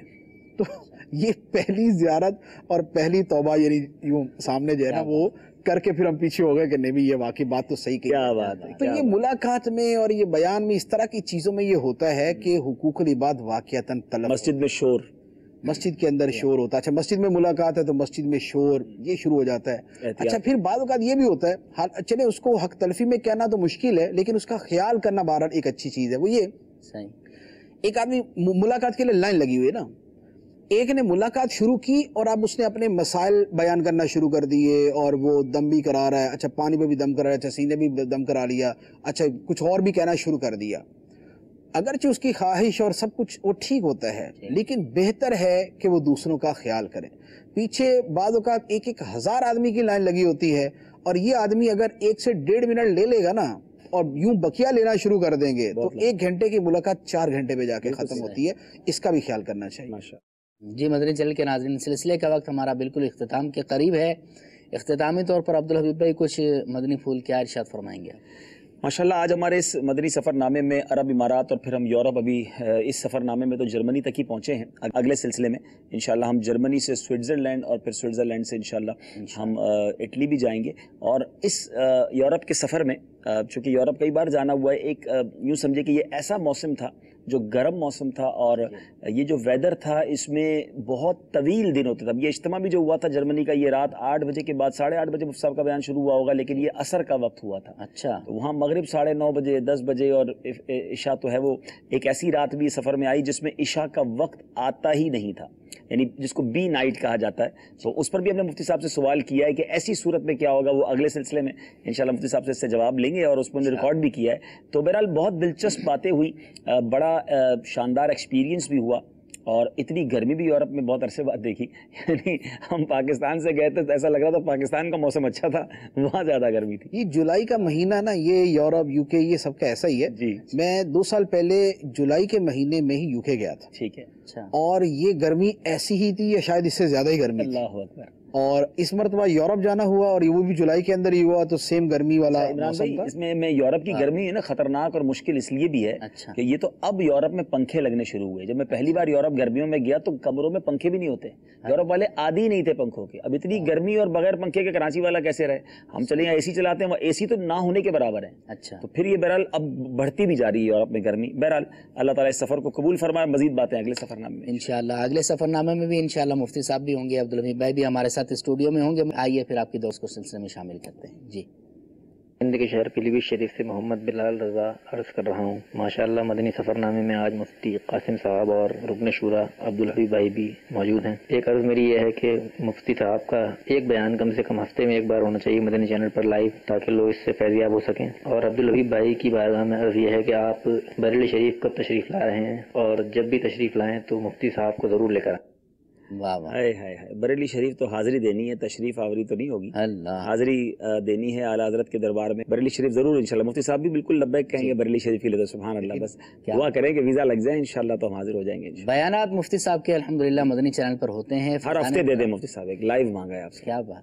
یہ تقریباً ہوتا ہی رہتا ہے لائیو. یہ ادھر سے ادھر سے بارر ہو ہی جاتا ہے ماشاءاللہ. سلسلے بھی لائیو ہو ہی رہے ماشاءاللہ.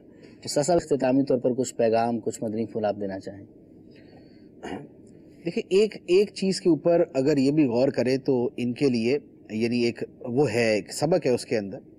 ہمارے لیے پوری دنیا میں جانا اتنا آسان نہیں ہے. اچھا دعوت اسلامی کے جو بھی مبلغین پاکستان سے جاتے ہیں، صحیح 20 جگہ ویزے کا پرابلم، پھر اس کے ساتھ اخراجات اس کے علاوہ ہوتے ہیں.